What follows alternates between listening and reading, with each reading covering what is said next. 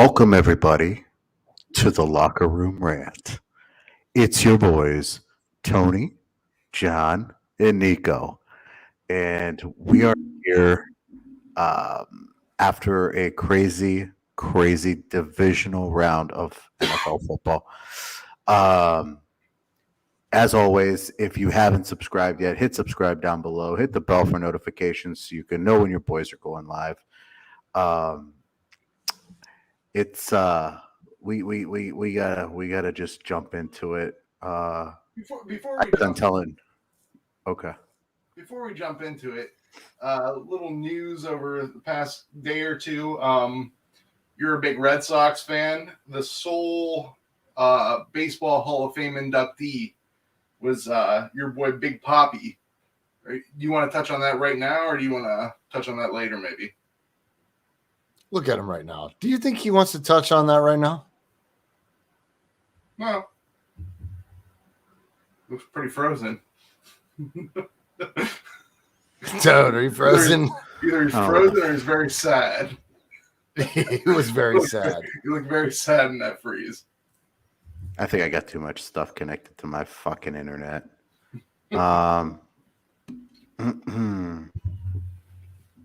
What's up, Niner gang? 49ers Chanel, Eduardo, Mike, Ang, or Woke. What's good, fam? Thanks for stopping by. Thanks for stopping by. Yeah, this isn't going to be a happy episode of the Locker Room Rant. I got news for everybody. I just got done telling Nick and John, as days go on, and it gets closer to more football being played, knowing that my Buffalo Bills aren't going to be playing, is reality starting to set in, and doom and gloom is setting in as well. Yeah, but Nick, let's talk about that Hall of Fame. The writers that vote on the Hall of Fame need to be put in the penalty box. I agree. You know what? Let's put them in the penalty box. The fact that in my opinion, the greatest baseball player of all time, well, two of the greatest baseball players of all time will never be in the Hall of Fame, blows my mind. Those two being Pete Rose and Barry Bonds will never be in the Hall of Fame. Two of the greatest players of all time, and that's ridiculous. So because he didn't make it now, can he ever be on the ballot again? Or this was his last opportunity ever? I'm not necessarily sure. No, I think you just have to get the votes, right? I mean, is there a time limit on the ballots? There is a time. I believe there is a time limit, but I believe that time limit. I could be wrong. I believe that time limit's an awful long time because Jim Rice was on the Hall of Fame ballot freaking ever. I think how it works is if your name is on the ballot a specific amount of times, it eventually falls off the ballot. Like you can only be on the ballot, say, 10 times. And if you're on the ballot 10 times, after 10 times, you're done. So I think he's like officially never going to be in the Hall of Fame, which is absolutely bonkers, knowing that the best baseball player, maybe of all time, will never be in the Baseball Hall of Fame. You know, I don't I don't think like that though. I believe him and Roger Clemens poisoned the sport. They by far weren't the only ones. Like, there's a lot of people doing it, but that period poisoned in what regard? That period of baseball poisoned the sport. Poisoned how? Using steroids? Yeah. Okay. Do you think Mark McGwire and Sosa in 90, I think, what is it, 95? That poisoned the sport? I think that put the sport on the map. It did. It did in the terms of after the strike shortened season, it brought the game back because the game had a little bit of the fans weren't coming back. They were kind of pissed. And that really honestly, it was one of my favorite things, but it also poisoned the sport in the long run. It was kind of one of those things in the short run, it was great, but it poisoned the sport in the long run. Nick, people get caught using performance-enhancing drugs every season of every year. Crazy was going on back then. Something crazy was going on back then. Like, it was a good contact. It was a good hookup for steroids. What are you talking about? I'm sure people are using them now. But like, honestly, they're not the same. They can't be the same stuff, because you had people just absolutely performing like 100 times what their normal performance would be. It was Nick, they were hitting home runs. They weren't knocking down brick buildings. Yeah, you had things like Brady Anderson hitting 50 home runs when he had never hit over 10.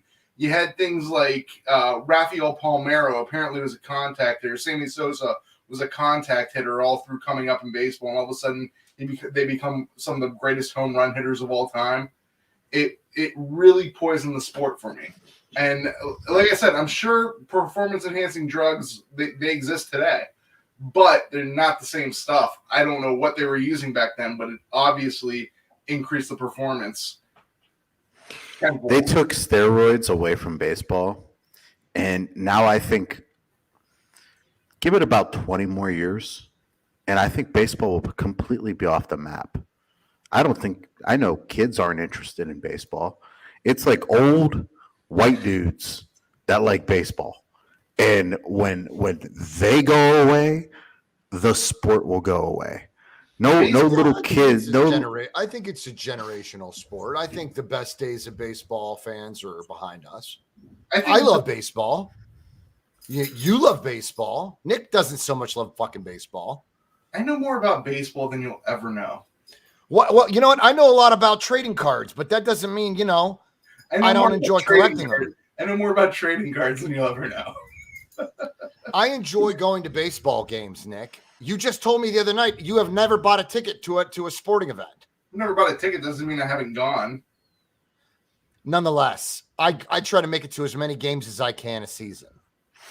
Watching Sammy Sosa and Mark McGwire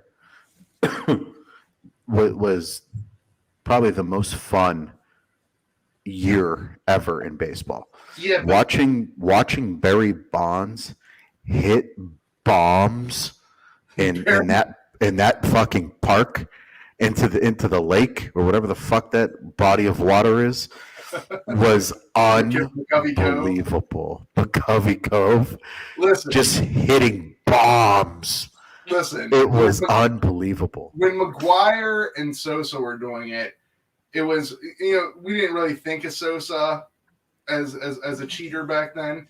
But McGwire was a power hitter. Like, McGwire hit a lot of home runs prior to that, or maybe he was taking steroids before then. But it was understandable that McGwire would hit a lot of home runs, and that record being challenged after so long that it stood. And all the stuff behind it, like the asterisks and stuff like that, it was enjoyable to watch those guys go for that record. But once Barry Bonds got into it, and it just became an absolute freak show. It became a freak show. He was a freak. He walked with bases loaded. Yeah.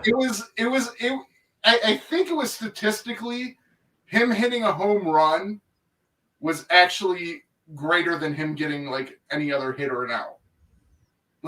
It was ridiculous. That's how you put points on the board, buddy. Ridiculous. That's the way to do it, right? It turned the game into a freak show. I've always said I like the game back. I like the game back in the 80s, like when I was a real young kid, where I could barely remember it. I like the game where you manufactured runs, where you hit singles and you had guys that stole 100 bases a year, because that's how you got runs in. That's what I liked. I like that scrappy baseball. I like where you got your jersey and your pants full of mud on them. That's the baseball I liked. The baseball that ended up coming because of that was just a novelty act. Okay. I'll tell you what. Barry Bonds was a great player. The greatest. Prior to that, he was a great player. He did go from like 190 to like 250. He was basically just one too. He really did. Like he blew okay, up. he took steroids. All those fucking pitchers were taking steroids too. Everyone was taking steroids. But you just had feats back in that era that weren't normal. That doesn't like, put the asterisks. Who gives a shit? Put the asterisks next to it in the record books. You put the guy in the Hall of Fame though. Like nobody in 200 years, if baseball's still a thing, nobody in 200 years is going to know what Barry Bonds is if they're going through the Baseball Hall of Fame. They're not going to see the greatest player of all time. That's fucking stupid. There should be like a steroid era, like in the Hall of Fame. Yeah, like its own little section. Yeah, and I got news for you. Everyone would be in that fucking hallway. I'd be in that hallway. I wouldn't even visit the other fucking hallway. I would just be in the steroids era. That's all that matters. You got to be happy about Papi getting in, though. You love Papi. I love Papi. He was good for the game. Good dude. Won 3 World Series for Boston. Clutch as hell. He was just a fun dude. But if someone asked me, you think Papi took steroids? Probably. How about my boy Manny Ramirez? You think Manny Ramirez took steroids? Oh, yep. Oh yeah. Manny went from about 160 to about 240.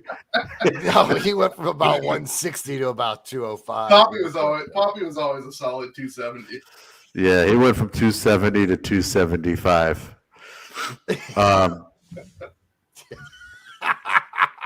Ruth used hot dogs and bourbon. He did.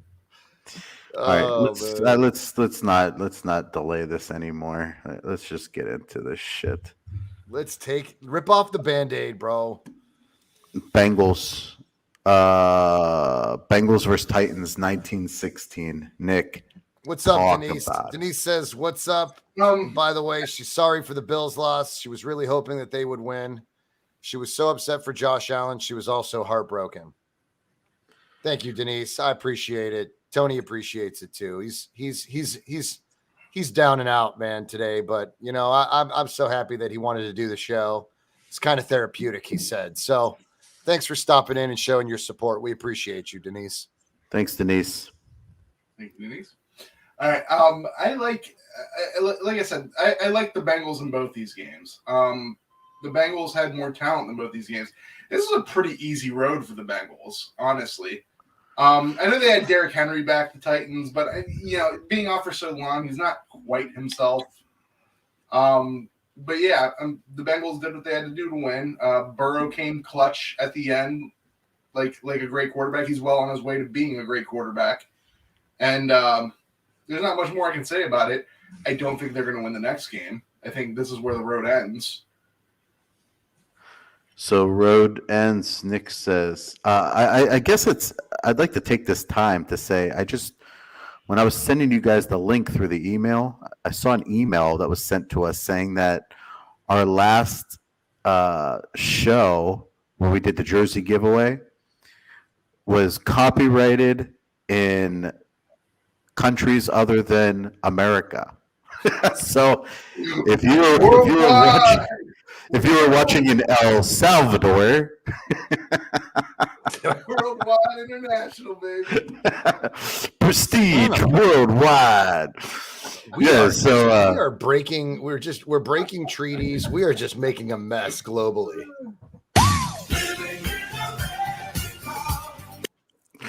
Yeah, it's. I was like, "What the fuck is this? We're banned in countries besides America? Hey, YouTube, who gives a shit? All of our watchers are from America." Jeez Louise. I'm glad you got it. So happy. Thank you for the shout out today on Twitter. Thank you so much for all the kind words. I appreciate you. We appreciate you. I'm so happy you got your hoodie. I didn't even see the hoodie, John. You got to send me a picture of which one. I'll show you a picture of it. Yeah, like Darth Vader on there or something like that. Yeah. Oh that's pretty sweet. yeah. John told me about that. Tony shouldn't be down. What's this shit say? What's this shit say from Nick? Tony shouldn't be down. Bills are going to be AFC contenders for a very long time. We're part of one of the greatest playoff games of all time. Thank you, Hey, Nick. I think Nick is absolutely right. I think Nick is. I couldn't absolutely agree more, to be honest. right. Well, two Nicks don't make a right. That's for damn sure. Two Nicks should rule the world. I can't really see. Tony, outside of how I do believe that Nick here is correct, I do believe it was probably one of the greatest playoff games of all time. It definitely doesn't help. It doesn't help the pain. Is Nick from the UK? He is. Yes. Oh, hell yeah. That means Yes. outside the United States. That means it wasn't the UK that banned us. Where the hell did we get banned? What country? I have to click on it. I don't know. The African nation of Tonga. I know Tonga. It was Korea. Isn't that where Kamala's from? Yeah, I know Tonga was on the list. Jesus, I think we made a mess. We made a mess of this. Globally, we're hated. No, here's what I will say about that.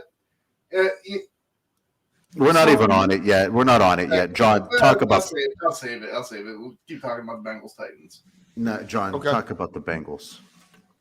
So this is Havoc's. This was Havoc's platform to come in here and laugh at us today, because he wanted to tell us that we were wrong because we chose the Bengals to beat the Titans. Havoc, I'm sorry, bro. I really am. But I told you so, bro. You told me that Jimmy gave you the victory. And I believe that Tannehill gave Cincinnati the victory. He threw the pick that sealed the deal, right? I think that bringing Henry back wasn't as dominating as it was expected to be, because he was out of football for quite some time. But I do believe that the Bengals are on a pretty good. They're on to something, man. Although that offensive line is trash, that offense is pretty high powered. I mean, they gave the Titans a run. Did you guys watch that game? Yeah. So listen, it's. I was going to make this point for Allen, but I'll make it for Burrow. It goes the same way. I am not a believer that you need a great quarterback to win a Super Bowl. But if you have a great quarterback, you're going to be good. Like, a great quarterback is going to make you good. It makes your floor really high. Where if you have a really good team and just an average quarterback, if you lose a couple players on that team, then your floor goes down quite a bit. Burrow's. I don't know if I consider him great yet, but he's on his way to being great, and he's extremely talented. And Burrow's going to keep the Bengals competitive for a long, long time. It goes the same thing with Allen too. No. Fish Whisperer, you're absolutely right. I think he hurt him more than he'll help them too. The Titans defense came and played 9 sacks. I think they had a couple turnovers. I don't really remember. But the defense played their asses off and played good enough to win. The offense was just not moving the ball. I feel like they couldn't run. They had that one big play to A.J. Brown in the end, the touchdown he threw. Tannehill threw to A.J. Brown. But outside of that, I mean, it was kind of a boring-ass game, to be honest with you. Not a lot of points being put up. I think halftime, I want to say it was like 9-6 at halftime, something stupid. But it was a nice appetizer to get to the to the main course, which we'll get to after the next one. Let's get to the Rams and Buccaneers. Rams 30, Buccaneers 27. Rams led huge in this game. I want to say it was 20-3 or was it 27-3? Something like that. Huge margin. And then the Buccaneers did their little Tom Brady comeback, and he brought them all the way back, tied the game at 27. And Matthew Stafford hit Cooper Kupp a couple plays down the field, and they kicked the field goal to send Mr. Brady home. Maybe home for good. He's talking crazy right now. I don't know if he's just trying to leverage himself into getting some more things that he wants out of the organization. But John, what'd you see in this game, buddy? I saw a pretty dominant Rams team taking advantage of a banged up Buccaneers team. I'm not too sure that if the Bucs were as healthy as the Rams, that it would have been if it would have ended this way. I do believe that with a healthy Bucs team, they would have beat the Rams. But that being said, the Rams were the better team, and they gave them a run. They really did. They gave them a run. But I'll tell you what, the Rams could not run on. The Rams couldn't get an established run game on Tampa. That run defense is solid, and I hope it also benefits us. But for the most part, I saw a pretty solid team. I don't know. Cam Akers on the Nick. That's great, by the way. The Macaulay Culkin thing. I saw that picture today, and I pissed my pants. I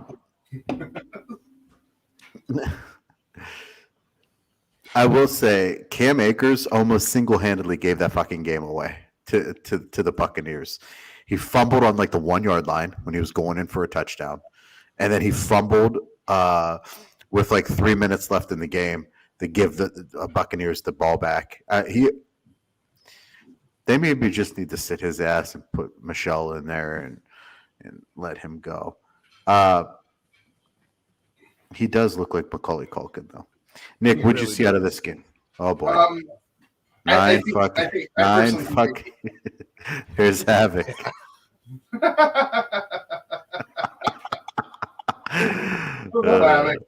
I actually think they need Akers in there because I think Michelle just doesn't give him the type of dynamic, explosive running back. He made mistakes, I'll give you that, but they need that dynamic runner in the backfield for them to be successful.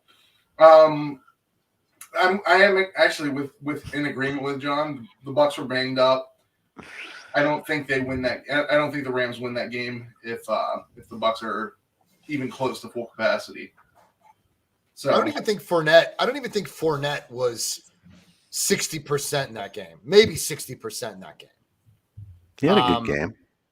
Yeah, but it wasn't like he's usually nasty. Part of the passing off. He's usually part of the passing game also. He is a big part of the passing offense. I don't think Tristan Wirfs was 80%. You know what I'm saying? I think he was struggling. Yeah, I think he did.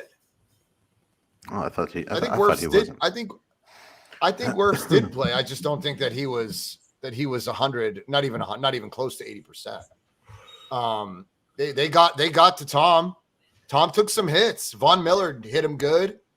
I don't know, man. It's tough to say. You know what I mean? Like the Bucs. I'm gonna stand by what I said. If the Bucs were healthy, he was out. Vince says he was out. I mean, okay, so shit. Look, I just think if they were healthy, they would have beat the Rams. So it is what it is at this point. Vince, did you get your jersey yet, by the way? Vince, did you get your jersey, by the way? Yeah, I think I did get I got a notification. I know Izzy's was. I'll look on it. You guys keep going. I'll check. Vince, let me know if you got it, bro. Yeah, I just saw. It was kind of a stupid game. I don't know. I didn't like that game. Got it today. Got it. It doesn't give me a ton of confidence in the Rams. That's for sure. The Rams got to go against their little rivals here coming up. Any last thoughts on this Rams Buccaneers? No, man. My bad. I thought Wirfs was in. I was working when I was watching the game. I thought he was in. I didn't realize Jensen was also banged up. Brady will be back. Brady's not going anywhere. I don't think Brady can stomach not playing if he's physically capable of playing.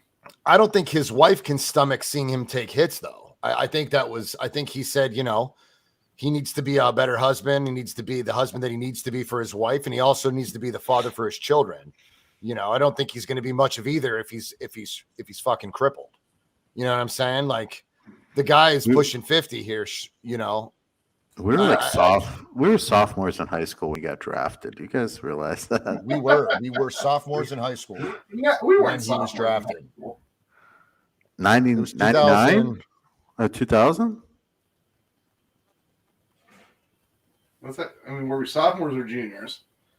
No, we were juniors. Because he sat the first year. We graduated 01. He played in 01. In 01, 02. Yeah. So he sat. We might have been sophomores. You know what? Fucking cares. We're old. Either way, he's been playing a long time. All right, let's get to it.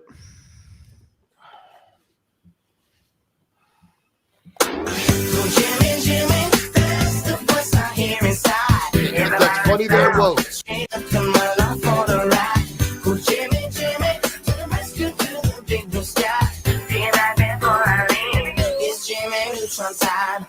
I hope you shimmy your ass right off the chair, Nick. Yep. That'd be Got good. another W, that Jimmy. Got another W. So John, floor is yours, buddy. Jimmy did not get the W. He made some contributions. But he did not get us this victory. This was a defensive battle. Special teams showed out. And Izzy wants me to mention that we've never blocked. We're the first team since 1988 to block a punt and a field goal. I don't remember if she told me that it was if one or the other contributed to a score, or if it was just a blocked punt and a blocked field goal in the same play in a playoff game since 1988. Either way, it was the Oilers and the hell did she say? Izzy, tell me who else it was. It was the Oilers and somebody else. But anyway, the defense went to the frozen tundra and showed out. Held Rodgers to a stupid Bills-Oilers divisional round. Thank you. Held Rodgers to a stupid QBR, and it was a battle, man. It was a battle. It was crazy, guys. I was nauseous. I had multiple. My emotions were everywhere, man. I was cussing. I was pissed. I found myself like this a lot. Jimmy was standing still, taking sacks like a statue. Statues don't move, so I had no expectations. That one sack was not his fault. There were multiple sacks. They're not there. I don't blame him entirely when he takes a sack, Nick, but I do blame him when he doesn't get out of the fucking way. I mean, even if you don't get out of the way and you're trying to get out, even if you're like this and you get sacked, I will be grateful that you tried rather than just stand there like, I hate that. I hate that shit. One was a shoestring sack. The dude dove, I think it was Clark. I think he dove at Jimmy's shoestring, got a finger in one of the loops, dropped Jimmy like a pancake. He bull rushed that, whoever the line was, the center or the guard.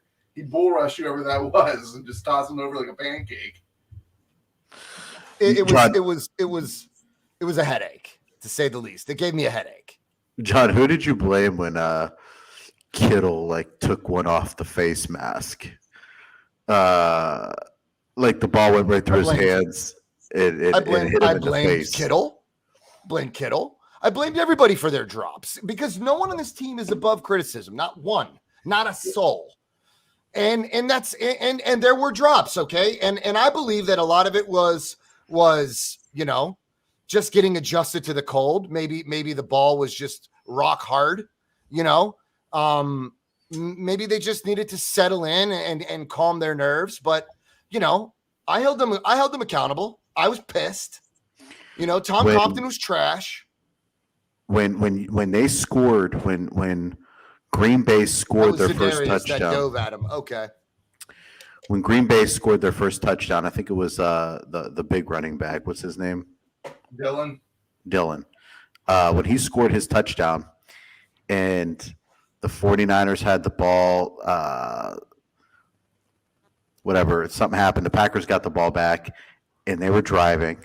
And I was thinking, if they fucking score right now, this one might be out of control early. With that weather, those fans, that place was wild. And then they came up with a fumble. I forget. I think it was Aaron. Did Aaron Jones fumble? I forget who fumbled. It might have been Dylan again. But someone fumbled for Green Bay, and San Francisco got the ball back, right? Mm-hmm. Yep. That Yeah, was I think Fred Warner did that. Trying to remember. Might have been that was a huge part of the fucking game when they got that fumble. Then that next drive, who was it? Who was it that fumbled for the 49ers? I think it was Sherfield, wasn't it? No, it was Ayuk. Ayuk caught it. And I'll tell you what, John.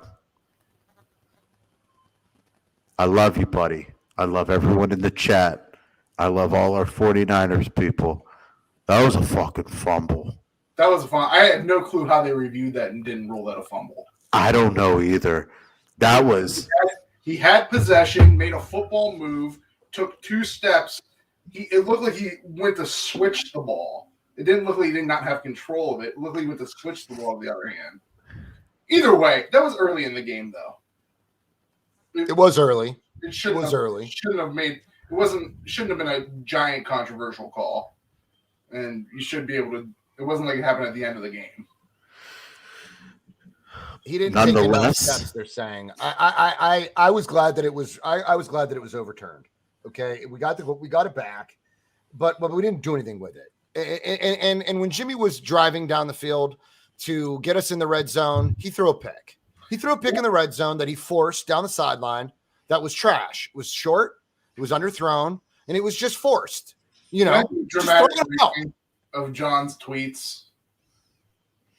Huh? No, let's.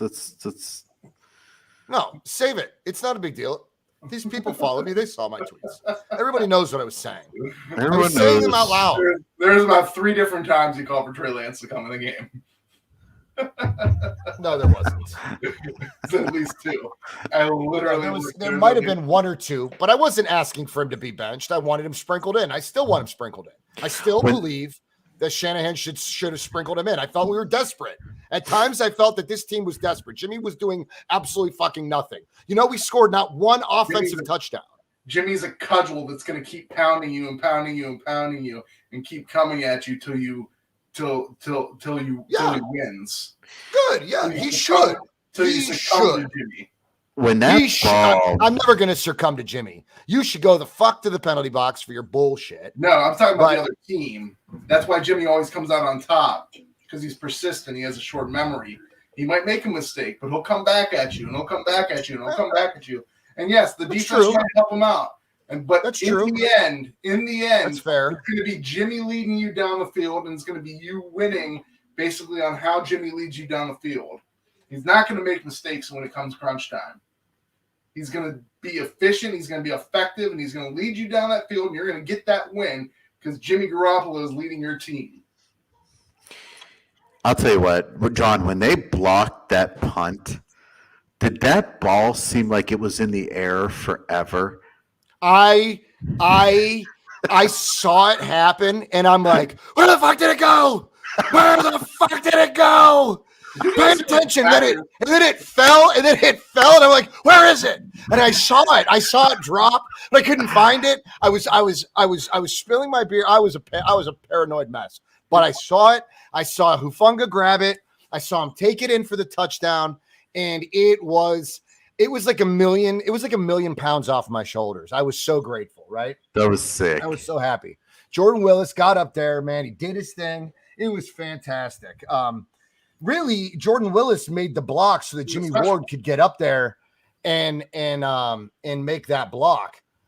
It was just awesome. I mean, I don't know, man. I like my blood pressure was so high that like my vision started to move. Like it was like fluttery. Like I was a mess. I was a goddamn mess.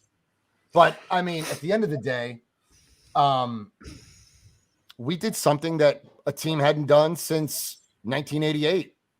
And that was pretty sweet. When they blocked that kick and all the players were just like on both teams, we're just kind of looking at each other. I didn't even see the Packers. The Packers didn't even try. Like no one knew where the fucking ball was. It was just like floating. It was just like floating up there for like a good 5 seconds, just floating. It felt like 5 seconds. It did, and you could see that like the Shanahan and the players on the sideline, they were screaming. I truly believe that they had. I don't think the guys on the field could track it. I think it just landed by Hufanga by luck. Yeah, the guy caught eye of it, and then he just picked it up and he scored.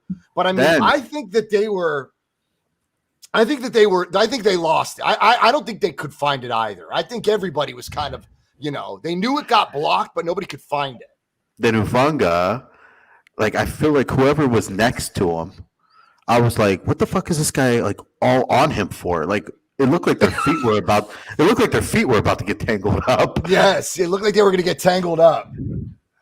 That was nerve-wracking on a touchdown. That's good news, Vince. That's good. He said he heard it when he hit. That's how hard that fucking field must have been.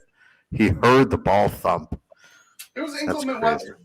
It was. I don't wish those elements on a soul. I absolutely hate that shit. You can play the Super Bowl in a dome, but Man, you got to play the divisional and the NFC Championship wherever the elements, whatever they are that day. Debo took a few shots that game, and I was just thinking those shots when you're in San Francisco in October. That shot feels a little different than January in Lambeau. And he kept getting back up, man. That guy's got heart. But the whole team really does, to be honest with you. But Debo limping off the field, limping back on the field. What about Trent Williams? Did you see Trent Williams take out the whole damn – Take out the did you see him take out the offensive line, the defensive line, and then one of our players too? He just hit two dudes, took out one of our players. It was great, man. It was really great. He opened up a hell of a run for Mitchell there. Debo Samuel might be like in terms of pure receiving skills. I'm not saying this, but in terms of just being a football player, I told John this before. I was like, I think Debo Samuel is the best football player in the National Football League. Oh, I mean, I'm not even saying. I'd be biased. I'm biased as shit, but I believe it. I believe it all around, dude. The way we use him is borderline ridiculous. And the thing is, the opponent knows coming into this that Debo is the guy. I mean, that is the guy that you need to stop if you want to stop our offense, right? And if you do, and Jimmy can fucking throw the ball. And it's not, a frozen tundra. You got Ayuk out there, Jennings out there, Kittle out there. Elijah Mitchell can receive. He could play a role in the passing game. So there are so many options. But Debo is just off the chain, man. He just off the chain. Yeah, Debo. Didn't hear from Eli Mitchell much that game. No, they had Mitchell in check pretty much. Didn't really hear from the offense much. It was just, you know what? It's one of those games where you're like, fuck it. We won. Let's get the hell out of here. There's more ways to win a football game, right? I mean, there's Yeah. more ways to win a football game than your star quarterback or your average quarterback or whatever the fuck you call your guy under center. There are more ways to win a football game, right? So that's one of them. You win by special teams. You win by defense. You win by any means necessary. And that's what the 49ers did because they're a good football team. Eduardo, you're absolutely right, buddy. Nobody's talking about the future Hall of Fame quarterback that choked. You're right. You're absolutely right. I mean, it's one of those things with the Jim. Like when I always criticize the Jimmy G hatred, Jimmy G always plays. Even when he plays these great quarterbacks, he always plays about as good as them. You know, like Aaron Rodgers was much better, if at all, than Jimmy G did. Yeah, I think. Can I just go on record? Can I just go on record of saying, is Rodgers a little over fucking rated? Can we say that yet? Listen, I want him on the Browns. I'd love to have him on the Browns, and he is great. I do think he's overrated. Well, Like I don't think he's. Right, he's your I don't think MVP he's 1 year. There may be 1 year, 2 years in his career that he was the best quarterback, bar none. Otherwise, he's kind of. I mean, he only has one Super Bowl. He's only been to one Super Bowl. It's not like he hasn't had talent. He has talent. I mean, they brought back what's his face for him. Cobb. Yeah, Randall Cobb. They brought him back. The team is like $40 million over cap. And no one's going to play for these guys. They got to. He knows it's a rebuild at this point. Yeah, I mean, he doesn't want a part of it. I don't fucking blame him. I don't blame him. He's always been a little overrated. Is he great? Yes, he's great. But you can be great and be overrated too. I don't think so. You're either great or you're overrated. What are you talking about? If you're great, you're not being called overrated. Because if you're great, you're winning. Rodgers is objectively great, and he wins. Right. And he does win. His Yes. team's always among the top teams in the NFC. His division is ass. Well, here, let's talk about this. Among the top teams in the whole NFC. So Always. Peyton Manning only had one Super Bowl, right? No, he got two. Oh, he got one with the Broncos. If you want to include the one with the Broncos, he had two. Well, yeah, we're gonna fucking include it. He was quarterback and won the fucking game. Gotcha. Of course, we're gonna include it. I think, first of all, Rodgers, he won a Super Bowl in 2009, 2010. I forget when I it think it was. was 2011. It was around then. That was, I think it was fucking. 2011. That was like 11 years ago. He hasn't done shit since. He's gone to some NFC Championship games. You could almost say he buckles under the pressure, and he's not a good playoff quarterback, right? I mean, he's an okay playoff quarterback, but he's not a great playoff quarterback. And he's kind of a dick. Like, Rodgers has always struck me as kind of a dick. Like, this whole thing in the offseason that he did was kind of him just being a dick. I mean, that's what people do not like the player. They say that he abandoned his family for those reasons. They're none of my business. I don't know. You know, I try not to give a shit about your personal life. I try to just keep it to business, right? You are who you are. But the guy wins the games he's supposed to win, and he loses the games he's supposed to win. So it is what it is. That being said, Aaron Rodgers, if you're listening, even though I think you're a dick, if you would like to come to the Cleveland Browns, we'd happily have you. There you go. There you go. We will gladly take you on. We don't care if you're an asshole. Saying the guy that thinks LeBron James is an asshole but wouldn't accept him back. You'd accept Rodgers, but not LeBron.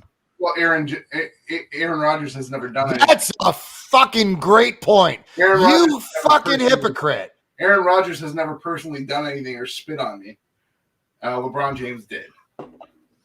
Oh, did he really personally? Did he offer you a napkin? Yeah. When did he spit on you? What did he do? LeBron wouldn't waste his spit on you. LeBron spit all over the entire state of Ohio when he did his little. Dude, Aaron Rodgers tried to take food off of the man's table. He wanted Gutekunst fired. He wanted to take the GM. He wanted the GM fired at one point. I don't give a fuck about Gutekunst. I don't know what fucking Gutekunst is. I'm pretty sure LeBron's had probably about a dozen people fired. Let's be honest. Definitely had people fired. You think David? I'm not saying you're wrong. I'm not saying you're wrong. You don't think LeBron had a little something to do with David Black getting fired? I don't give a shit about who you are outside of the sport. I don't care about who you are. I don't care for the man. I care for the man. But I will not deny his ability on the court. As long as you personally don't spit on my feet, I don't care if you're an asshole. Aaron Rodgers. These guys aren't going to the Hall of Fame. These guys aren't going to the Hall of Fame because they're not going because they didn't treat the fans right. They're not going because Aaron doesn't like his mom and his dad, and his brothers and sisters, and whoever else he doesn't fucking like. All of that's irrelevant. It's moot. Doesn't matter. He's an asshole. He's an asshole that wins the games he's supposed to win, and he's the same asshole that loses the fucking games he's supposed to win. So he's an asshole. Aaron Rodgers. But you want him as a Cleveland Brown, and frankly, I don't fucking blame you. I don't blame you. Bring that asshole right over. Because you know what? If he wanted to be the quarterback of the Cleveland Browns, they'd be foolish not to. I mean, foolish not to. Baker's not the guy. I said that, and I said it 100 times over. In Green Bay, he's probably gonna pull another. I don't think so, dude. I just told you they're $40 fucking million over. They can't bring anybody. I'm sure they can figure. They can't. I'm sure they can figure out. I didn't say $4 million. I said $40 million. $40 million over cap. Teams. That's tough. Teams find ways to keep their players. Yeah. Hey, you know what? Okay. Who gives a fuck if he comes back? What are they going to do? Win the division. Randall Cobb. Win the division, and then they'll fucking lose again in the playoffs. Who cares? We've already seen this book 11 years in a row. It's the same fucking story. He'll win the division because the division is dog shit, and then they'll fucking lose in the first round. All right. Yeah, let's pass. I'm over this shit. Let's go. Packers, Niners. We beat you in the frozen tundra. We're off to the NFC Championship. I couldn't be happy. Family in the chat, we're going to the NFC Championship game. If I would have said this stuff to you 2 months ago, you would have laughed at me. You would have laughed at me and told me I was high. But believe it or not, we're going to the NFC Championship game. I see Chiefs Kingdom Live is here. Scott, what's up, buddy? I was thinking about Scott and I think his brother Nick was here too. Yeah. You know, at least these guys aren't going to sit there and fucking smash a mud pie in your face and be like, ha, ha, ha. You know, they know how to be humble. Oh, it's Bo. Bo is Fish Whisperer. You know what? You should. Oh, Bo, are you on the Chiefs Kingdom Live? I think it's Bo on. I think this is Bo on here. Either way, dude, three great guys that are not going to sit here and make you feel like less of. You should smash mud pies in people's face. That's what sports all about. Sports isn't about sportsmanship. Sports isn't about being nice to people. Sports is about rivalries and gloating when you win. Okay. There's no time for sissies or losers in sports. You gloat when you win, and you're an asshole. Woody Hayes was the coach of Ohio State, and the reason why the Michigan-Ohio State rivalry is what it is because Woody Hayes was a dick. Okay, I'm gonna start something. I just want you guys to bear with homie, the goat. There, that's Nick. That's Scott's brother. I'm going to try to get through this, okay? Starting at the 2-minute warning, me and John, I don't know, maybe there's about 40 minutes left. We'll start. I want to try to get through this. Okay? Okay. I'm gonna play some sounds as those 2 minutes goes down. Just follow me for a second. Okay. There is a minute 54 left. Gabriel Davis catches a 27-yard pass from Josh Allen to put the Bills up 29-26 with a minute 54 left. At that time, this is what I was hearing.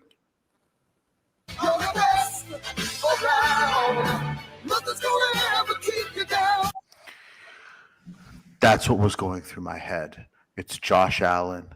He's the best. He's finally going to take us where we want to go. Okay.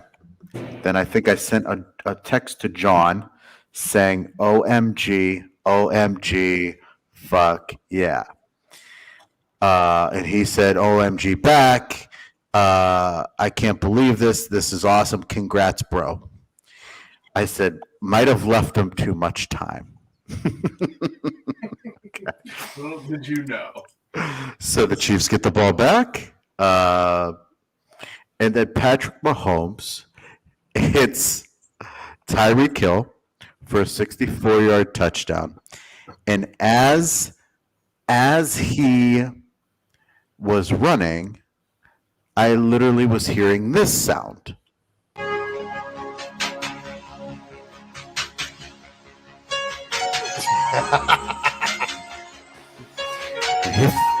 And he throws up that fucking peace sign.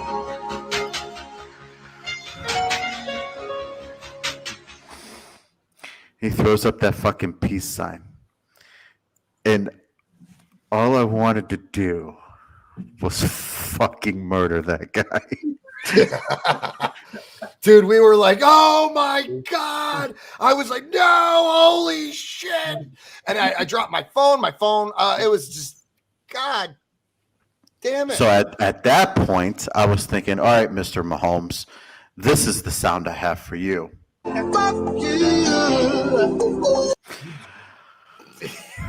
But I said, you know what?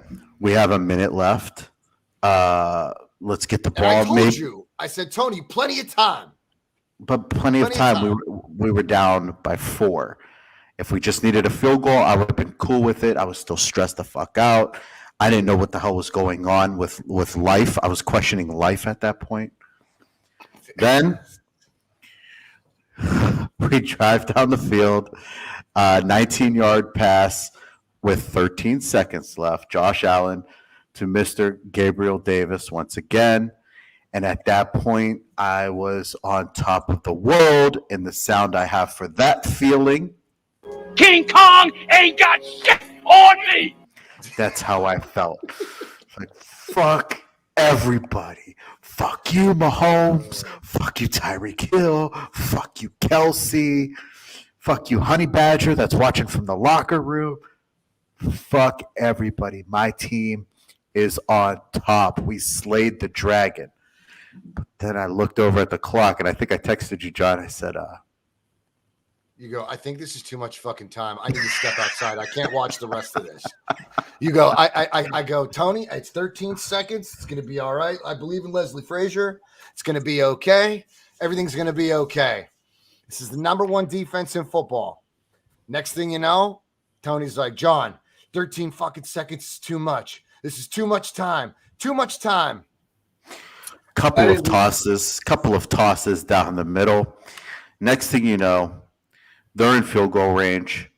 Mr. Harrison Buckner comes out, kicks a 49-yard field goal. And at that point, I was thinking, where is it? Oh.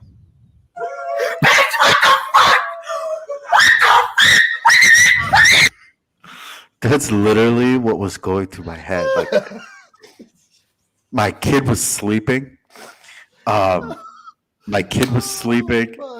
in my head, I'm literally like, oh God.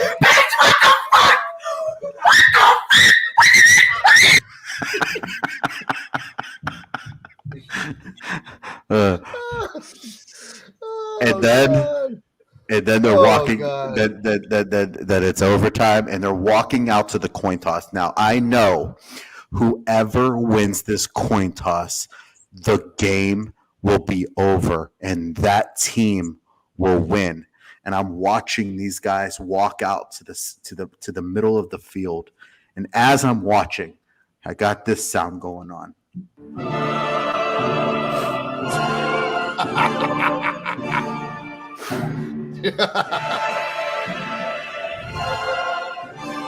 Oh, shit. Oh,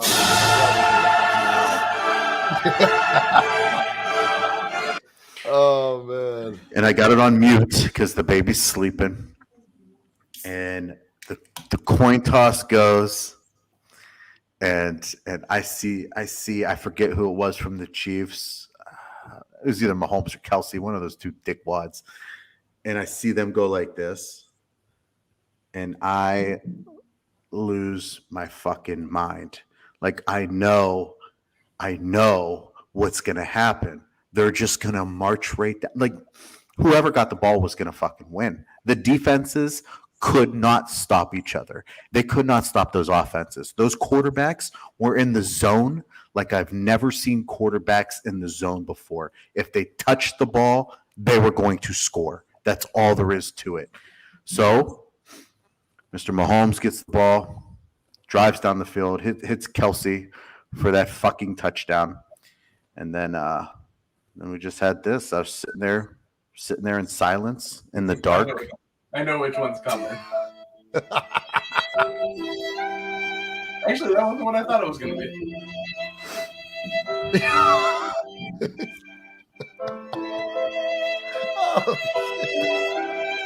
Oh, fuck. My phone's just lighting up every 6 seconds. My phone's lighting up. I see my phone.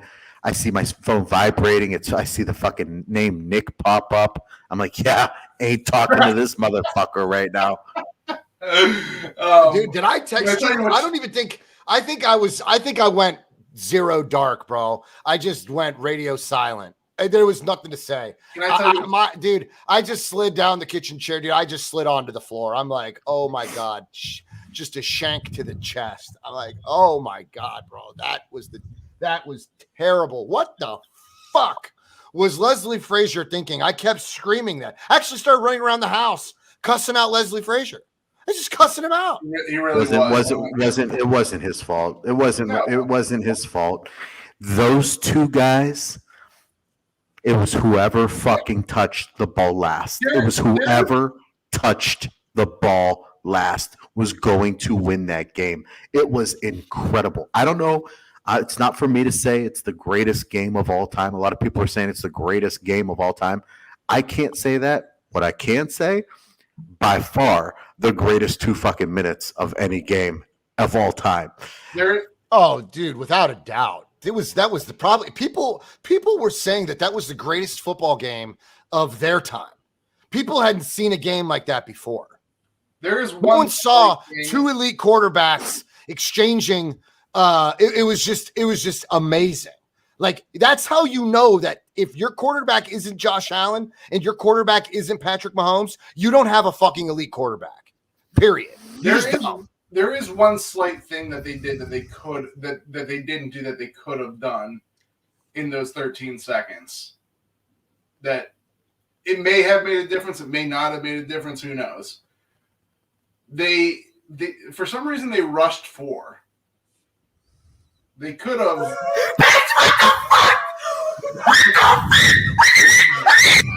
they could have rushed 3 and used that extra defender as like an extra secondary player or something like that. You know what? The only thing I wish they would have done. Hindsight, though. Hindsight.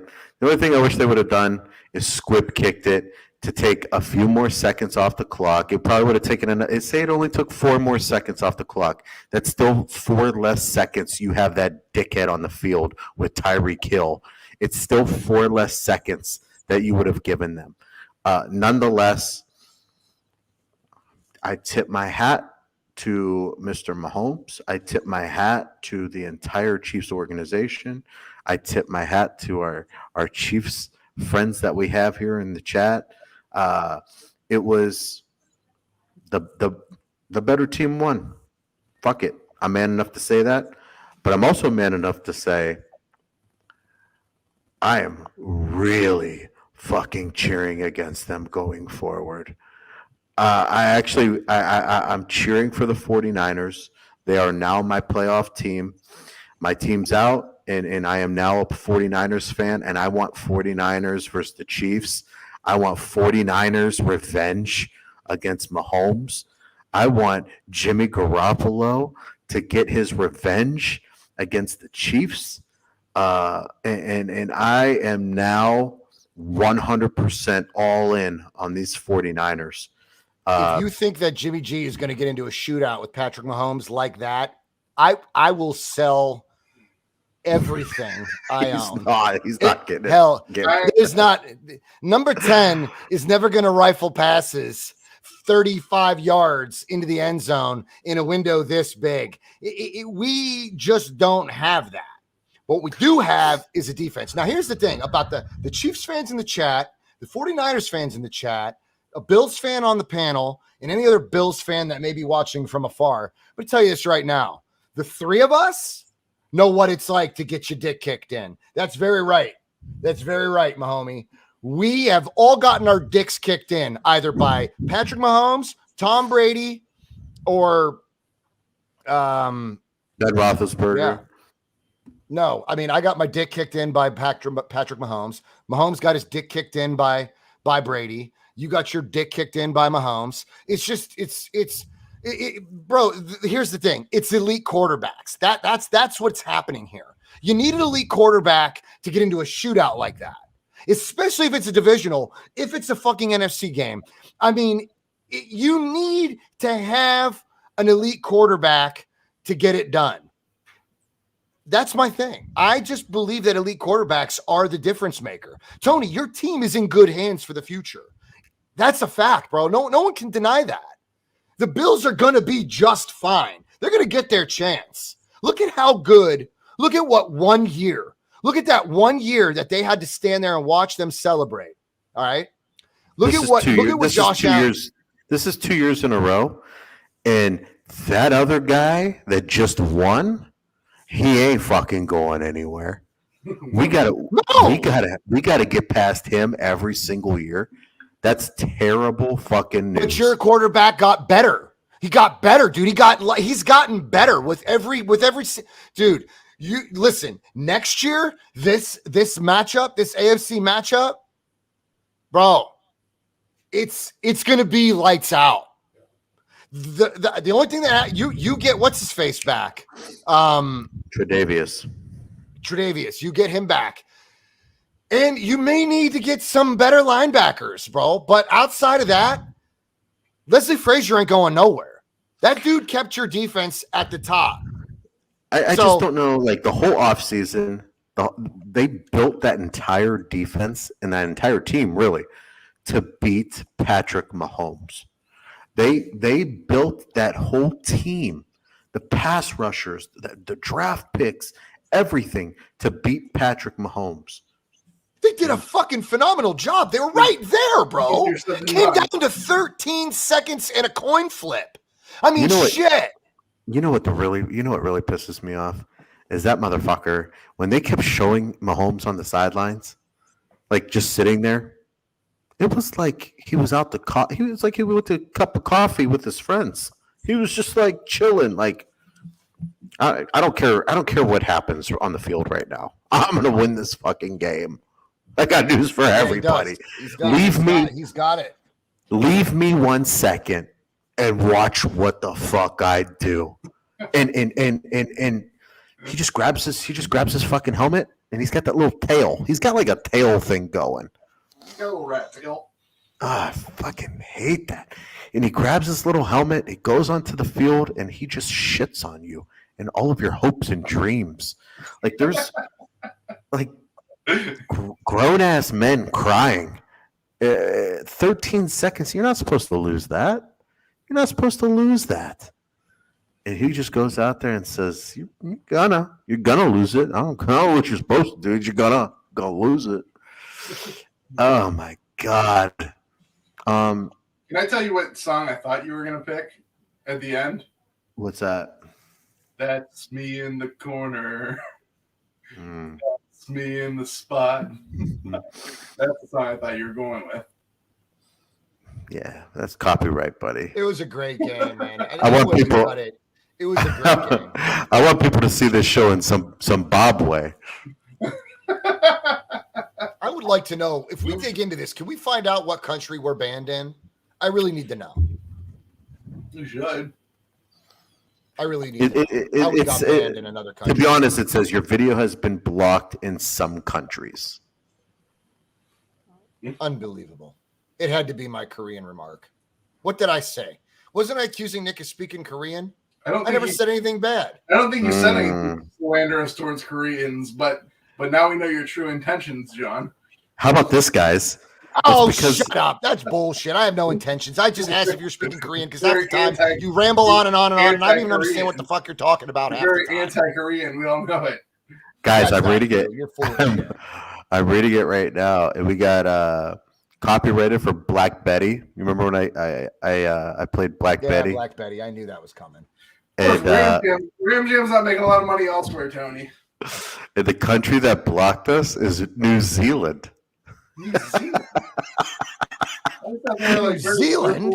What have we done? I always thought New Zealand was a very liberal, free place of freedom. You know. It turns out they must be real big Ram Jam fans. Maybe that's where Ram Jam's from there. Maybe Ram Jam's oddly from New Zealand or something. Never knew it. We were Southern Rock. All right, gonna delete that off the old list.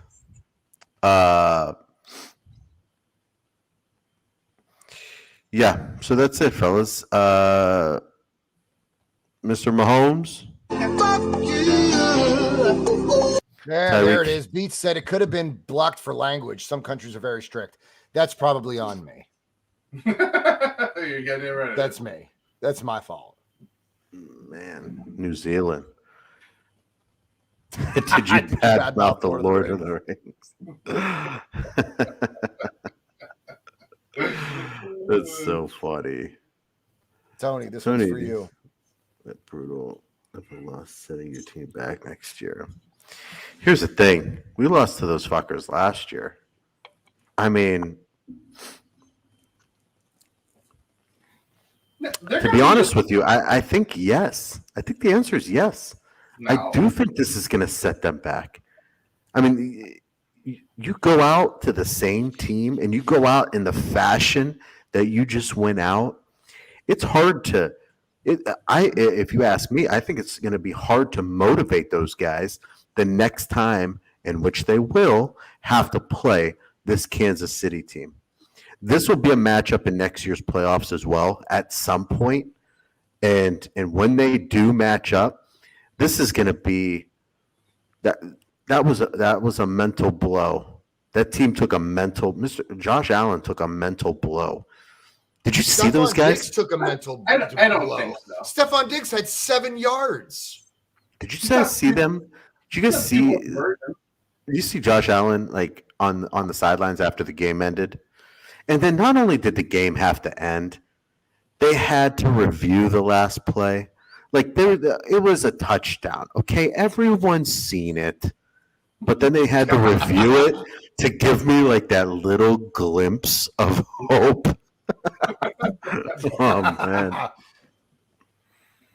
No, the Bills are going to be just fine. The Bills are going to be just fine. Like I said, they have a quarterback. They have an elite quarterback. That means they're going to have a high floor. They're always going to be a playoff.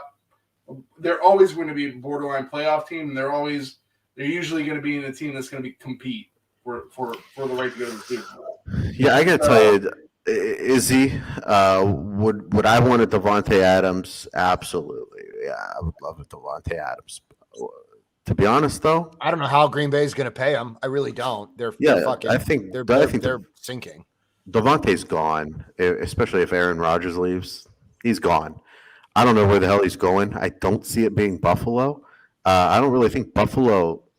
I don't think they need more weapons. I mean, they got weapons everywhere. The offense is fine. I don't even think the defense. God damn it. Mr. Adams, I don't care much about you, but if you would like to come to the Cleveland Browns, we'd be more than willing to have you and your best friend, Aaron Rodgers. You good. You guys have the money, too. We do. I don't know what we need. I think we just need Tre'Davious White back. Did you guys hear about Ticketmaster and what they were doing to this ticket sales? Did you guys actually hear about this? You told me about it a couple days ago. So Ticketmaster said that they weren't selling tickets to anybody outside of Los Angeles. So if you were a visitor of the 49ers, you were not welcome to buy tickets if you didn't live and reside in Los Angeles. So fans in Los Angeles were willing to purchase tickets for 49er fans to get them into SoFi. That's how fucking pathetic it got. But the fact of the matter remains, the Rams came from San Diego and went to Los Angeles. There are more 49er fans in Los Angeles than there are Rams fans. That's just the way it is. Who went to San Diego? I'm sorry, St. Louis. I'm sorry, St. Louis. The Rams left St. Louis to go to Los Angeles, right? Yeah.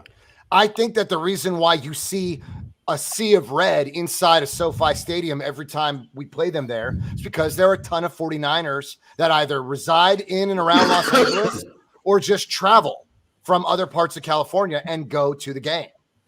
But they wanted to somehow slow us down and try to block us from forcing Stafford and the Rams into a silent count or whatever it be. So I just think that I think that it hurt.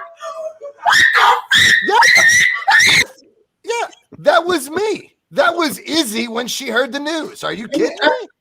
Like I said, I feel like if they were prohibiting fans unfairly, that it would be a bigger deal. I don't know if this is protocol. I don't know. I honestly, what's I don't protocol, know Nick? That seems a little bit fucking strange. I don't know much. Have you ever heard of a team in football doing that? Yeah, but I also haven't heard anything on the major outlets about it either.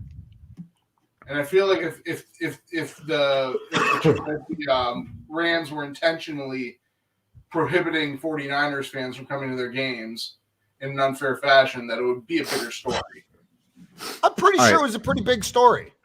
I mean, it might not have made at CNN. You're watching CNN to find out the next spiel. You're not going to hear it on CNN. I also watched ESPN, and it wasn't on. Yeah, you get your ESPN and your CNN mixed up sometimes. Usually, the guy standing there in a suit isn't ESPN when he's talking about this, that, and the other. All right, you know so exactly what I'm talking about. You watching that Oxygen? I'm watching ESPN. You're such a fool. What song is that? What's that Oxygen? Yeah. What a hillbilly. You gangster, dog. You gangster, Nick. Exactly. I would be too, bro. It's some bullshit. I'm pretty sure that's illegal. Okay. And the reason why you didn't hear it on a major news outlet is because the next day they lifted that shit like right away, because either the bottom line didn't work out for them. They probably lost their ass, probably didn't help, but you could go to PayPal. You could buy tickets anonymously. You could buy them on Vivid Seats, SeatGeek, whatever. Every other ticket fucking venue out there was selling tickets, but these cocksuckers were trying to block visitors from buying tickets. It was bullshit. It seems kind of odd that they would only do Ticketmaster too. Like I said, like you just said, there's 1,000 other outlets. What good is just blocking them from Ticketmaster? Yes. I don't know. I remember Kelly Stafford was on a podcast taking shots. I remember she was like, this was crazy. She really wasn't saying anything terrible about the 49ers. She was just saying that there were so many 49er fans at SoFi Stadium that they had to go into a silent count. And it fucked things up. And it was just, she was taking shots, but she wasn't disrespectful, so to speak. A lot of people didn't care for it. Nobody in LA gives a fuck about the Rams. Okay. I told John this before. That's what I say. I just say I told John this before. I was like, the sport in LA is it goes a hierarchy. It goes Lakers, Dodgers, Clippers, and that's it. Now they might give them something to do because LA's in the playoffs and they'll be like, oh, well, we got to come support the team because now they're in the playoffs. But they're very fair weather fans in LA, especially towards football. They're not a football town. I think Izzy's right, Nick. I think that's probably why it was UFC. I'm sorry, USC. I think it goes like Lakers, Dodgers, college USC. USC is above the Rams. No one gives a shit about the Rams, but people will go because it's popular right now. They're in the playoffs. And they're probably making a huge deal about it. I think I saw someone in the chat said the Rams fans are still in St. Louis. They're absolutely right. Like they will never have a fan base like that in LA compared to when they were in St. Louis. Mm-hmm. LA was specifically a money grab. All right, guys. All I'm saying is that's some bullshit. That's some weak shit. I just don't know enough about it to comment on it. Whether or not it's weak shit. Well, maybe you should. If it's exactly how you're saying it, then yeah, it is weak shit. But it seems kind of strange. Nick, I didn't make it up. It's all over the place. You could find it. It seems kind of strange that they would try to block people from one ticket site, and that ticket site would even go along with it because they did. It didn't last very long, but they did. The ticket site's job is to make money. They don't care about the freaking Rams. All right, Nick, who you like? Bengals versus Chiefs. Chiefs -7. I like the Chiefs. Like I said, first of all, the Bengals had the easiest route to this spot. I like the Bengals. They're a young up and coming team. I think they basically overshot their shot this year. Like I said, I don't think they're good enough to be in the spot, but they are in the spot. The Chiefs are a seasoned team. They've been here before. They're going to be here again. The Chiefs are going to win. And I have them covering the spread. Johnny. I know the Bengals did win a couple weeks ago, but I don't think that's going to repeat itself. That was a field goal. Also, another thing is they just got I don't know how this has made such a difference on that team, but Jerick McKinnon has been a breath of fresh air to this team. Fuck Jerick McKinnon. I don't care if we get banned in 16 other countries. Fuck Jerick McKinnon. Just because he didn't work out for Jerick McKinnon. He has been a godsend for the Chiefs. If Jerick McKinnon's on the field, the Chiefs don't beat the Bills. And he's been good for like the last 3 weeks since they've gotten him. So Nick and I are coming a little bit. We're coming along. Nick and I are coming. We'll buy our own tickets, but we're coming to that shit. If I see another game like that, I want to see that game in person. Those two quarterbacks versus one another is phenomenal, and I want every part of it. Plus, you also got to realize this, Tony. We didn't talk about this, but they were at Arrowhead, weren't they?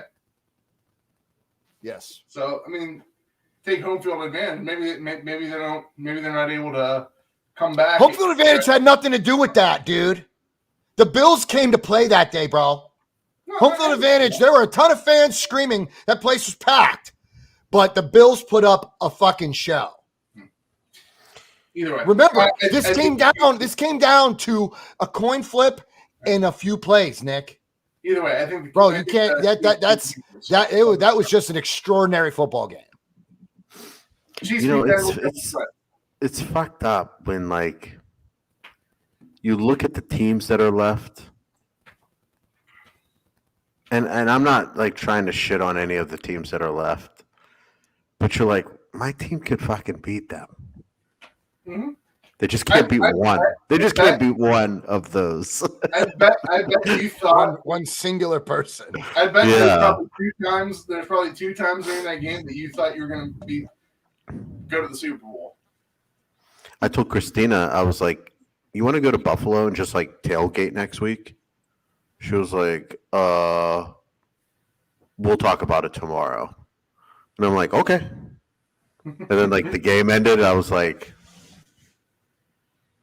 Fuck it. Fuck it. I'm going to Buffalo anyways. It was just so sad. It's sad when your team like you have these expectations for your team, and then football's all of a sudden it's just fucking over in 13 seconds. Plus the overtime bullshit. I don't even know how long overtime lasted. It seemed like another 13 seconds. And next thing you know, a long time. Next thing you know, you're like on the fucking couch, and you're like, "Fucking football's over. Football's over for me now. This Well, Tony, fucking sucks." Tony, you're talking to a person who has to watch the Bengals, and mind you, I actually don't dislike the Bengals, and I don't wish bad upon them. But you're talking to a person who looks at the Bengals and knows their team's better. They're not. They are. The Bengals are better than the Browns are better than the Bengals. the Bengals are better than the Browns. No, they are. Dude, we've told you this 100 times over again. We won twice. Maybe not on paper. Maybe not on paper. Now, But really, really, you could say the second time was bullshit, but the first one wasn't. The first one we went into Cincy and whooped their ass. Nick, your team. How did you manage to bring the Browns into this conversation? even the clock's right twice a I'm not day. a Browns fan. It's my They- job. They didn't fucking win. They didn't My make the playoffs. You know what? It just sucks. It sucks when football ends like that. I wish they would have got blown out. That Ravens team, that Raiders team that the Bengals just beat in the first week of the playoffs, we almost beat with our third stringers. Okay, that Titans team, I don't think was as good as the Browns, but we were watching from the sidelines, so you had to watch a couple weeks less than I did. It's like it wasn't supposed to end like this.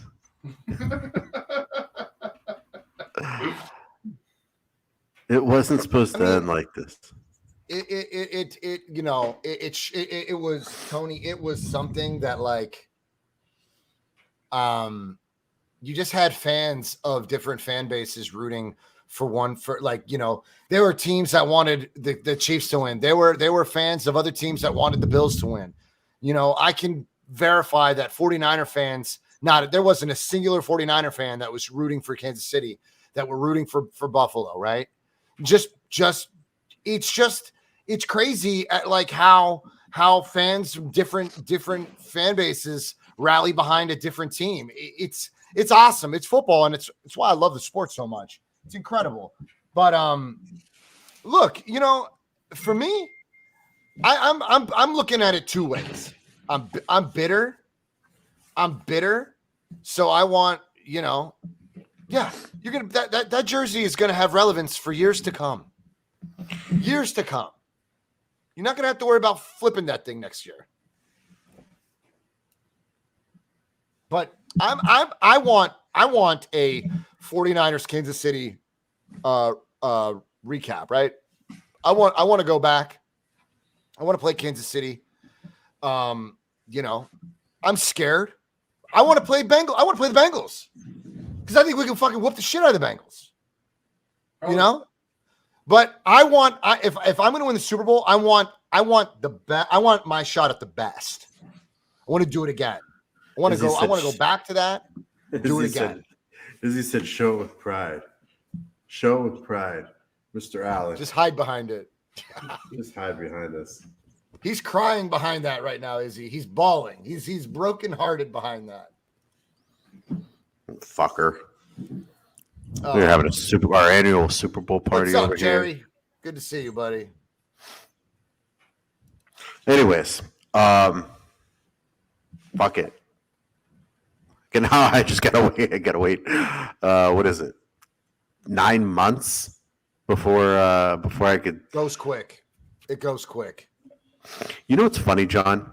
All right, hold on. Who'd you pick? Bengals, Chiefs, John. I was in the middle. I was in the middle of my pick. I really hadn't. I want a Chiefs. I want a Chiefs 49ers Super Bowl. That's what I want. That's what I want. Who do you think's in my heart? In this game, I think the Chiefs are gonna blow them out. Okay. Tone? I mean, if they play the way that they played Buffalo, this Bengals team is not Buffalo. I don't know what the fuck the Chiefs did in that game against Cincinnati at Cincinnati, but it was only a field goal, right? I think the Chiefs will end up winning, but I don't see it being like a huge blowout or anything like that. I see it being like a one possession game. I think it'll be a fun game to watch. A lot of good offense in that game. Is Honey Badger playing? Is he going to be back? I don't know. I'm sure my homie to go will let us know. I'm going to go with the Chiefs. Did he go into concussion protocol? He'll clear by then. I don't know. Oh, my homie, the refs called penalties on you guys. That's is that a first? Badger's still going through protocols. I think he will. Bosa came out just in time. But I'll tell you what, man, when I saw that guy go out like the first defensive play of the game, I was like licking my chops. Like this is a sign. Gabriel Davis was unstoppable. I don't know if it would have mattered. Honest to God, I don't know that it would have mattered if Honey Badger was out there. Gabriel Davis was on another level, bro. That dude was on one. His routes were insane. He was shaking coverage, dude. You know some shit about Honey Badger? Honey Badger coming out of college was like this troubled guy. Like he even made. I don't think he was that. He wasn't even that. He wasn't that troubled. Yeah, he was. He even made the statement. They had him on an interview. He even made the statement. He's like, "I'm addicted to weed. I'm addicted to marijuana." They're all addicted to weed. Every player in the NFL was addicted to weed. Like Dave Chappelle and Half Baked. Yet now Honey Badger was up for Man of the Year. Yet the Browns draft Josh Gordon, who has the talent of one of the all-time great wide receivers. Yet it's just the biggest degenerate in the history of the world, probably. Dude, Josh. Dude, he really was, dude. He could not, dude. Stephen A said, "Put down the weed." He must have said, "Put down the weed." I mean, for years, dude. I feel like it's been a decade of Stephen A telling you to put down the weed. Now it's legal in most of the country, and he's still telling you to put down the weed. Both troubled guys. The guys the Browns draft, biggest degenerate on planet Earth. The guys somebody else drafts, all of a sudden it's the Man of the Year. Yeah, but Nick, the difference between Honey Badger and Dickhead was that Honey Badger wasn't constantly getting suspended for using weed and getting drug tested off a plane and getting piss tested off a plane. Honey Badger when did he even get drafted? He was like a top 10 talent. And he got drafted super late because of his. It couldn't have been too late. I don't think it was too late. I think he was still a first rounder. Weed that no, much, he wasn't. He wasn't even getting caught. He wasn't a first rounder? No. I think Arizona drafted him. Josh Gordon was just a degenerate human being, period. That's all there is to it. He's an idiot. He was drafted the 69th pick overall, round 3. Wow. I don't know how. He was a beast in college. Because he was troubled in college.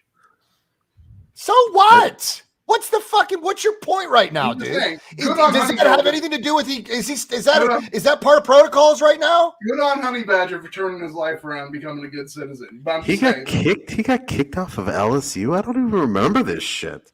Yeah, I told you. I don't either. But I mean, it didn't carry over.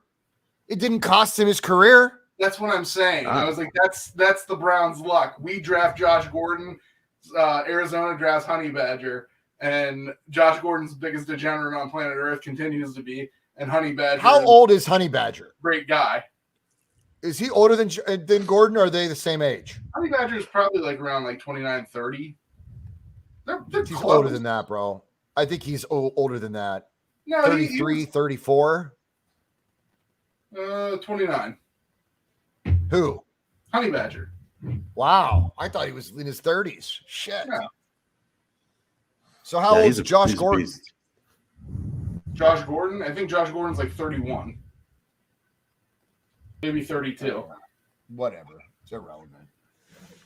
Josh Anyways. Gordon was a fool. It is what it is. What are you going to do? He made foolish decisions, cost him his career.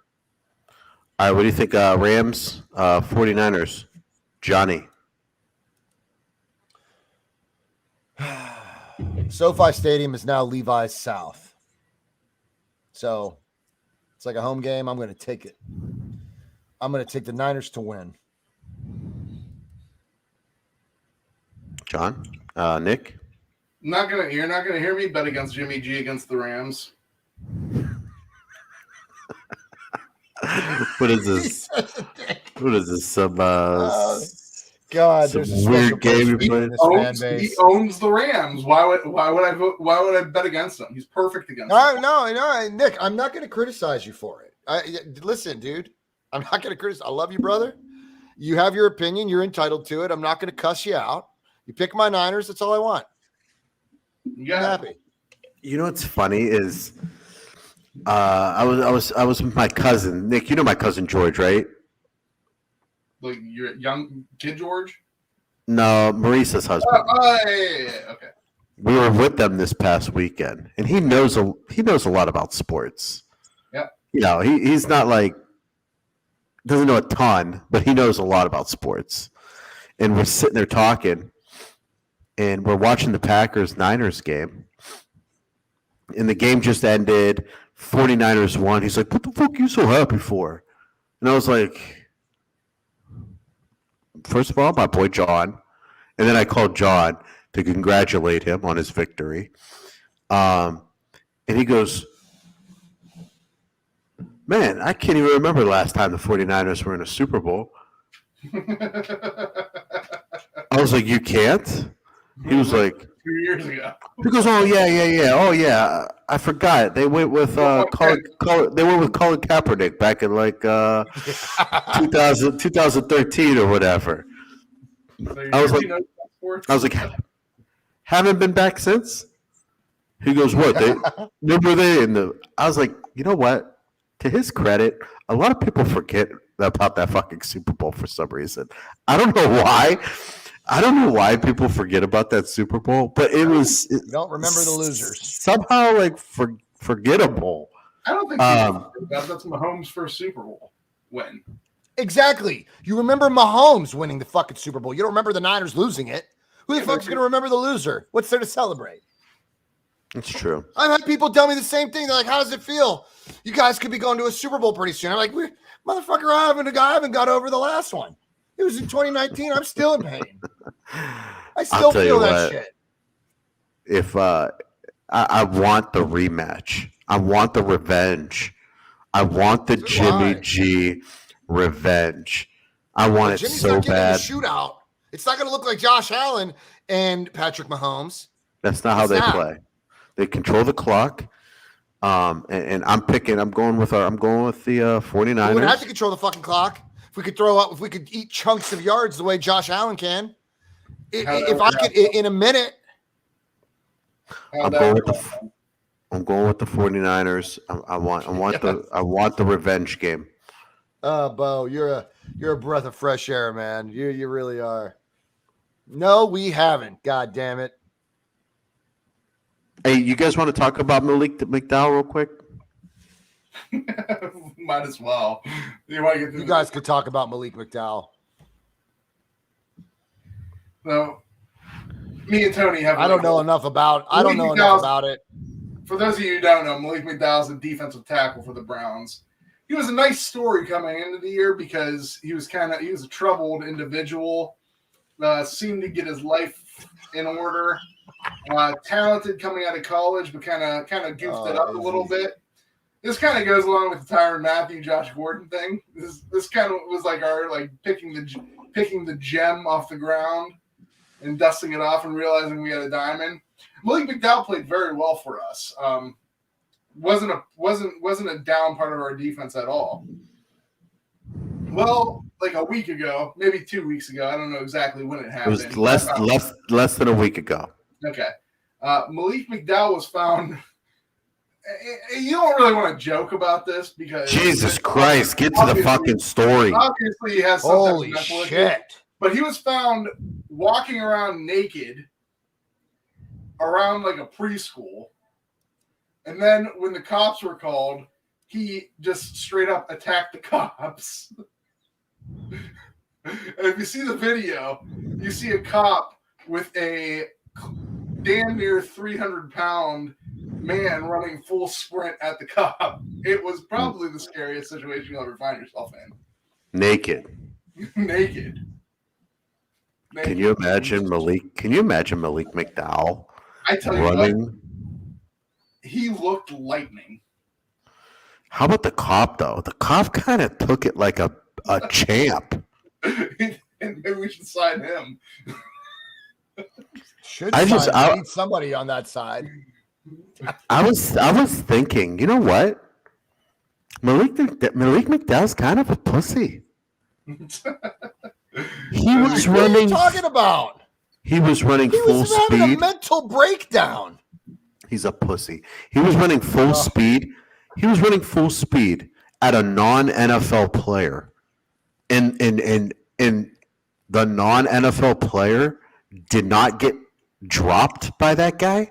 Apparently, he had some pretty serious injuries. They said, but you never know with cops. They might trump that stuff up a little bit. But Can you imagine? Can you imagine getting called? Car 67. We got Malik McDowell walking around. You're gonna have to report. No, we visualize it. Completely naked. I love when we do that on this show. It's so much fun. If you haven't seen that video yet, I highly recommend going on YouTube, typing in Malik McDowell cop controversy, whatever, cop fight, and watching that monster walk around naked in a Florida community and then run full speed at a fucking police I don't officer. want to see this. I think it's terrible. And not knock him down. If it happens to be drugs or something, I'm gonna be, fuck him. If it's merely his mental, like a mental illness thing, I hope the guy gets some help because that's some crazy shit. I mean, chances are, if he didn't have any record of mental illness prior to this, that's one thing. If he had any previous drug use, and he's just partying like a rock star in the off season, this is fucking bullshit. It's not funny regardless, because he's in a community where children were present. Mm-hmm. This is fucking terrible. I'll tell you what. To be completely honest, yeah, he's lucky he's still alive. To be honest, when you really think about it, this monster is running around naked around cops, and next thing you know, like, he's charging towards the cop. He actually got really lucky that something didn't happen to him. Let's talk about Sean Payton before we sign off here. Wait, we have to. Izzy wants us to touch on Westbrook getting benched. I think we're all fucking happy. I'm happy. I can't stand Russell Westbrook. I think the Lakers finally figured out this dude can't shoot the fucking basketball to save his soul. Last time I saw him shoot it, it hit the back of the backboard. It bounced crazy high. Like, the dude sucks. He doesn't belong on the Lakers. He probably doesn't belong. He shouldn't even be in the same conversation as a super team or part of a super team or any part of a championship team, because Russell Westbrook is not who he thought he was. Period. I think Russell LeBron and the rest of the guys think so too. I think Russell Westbrook gets a nice one of these.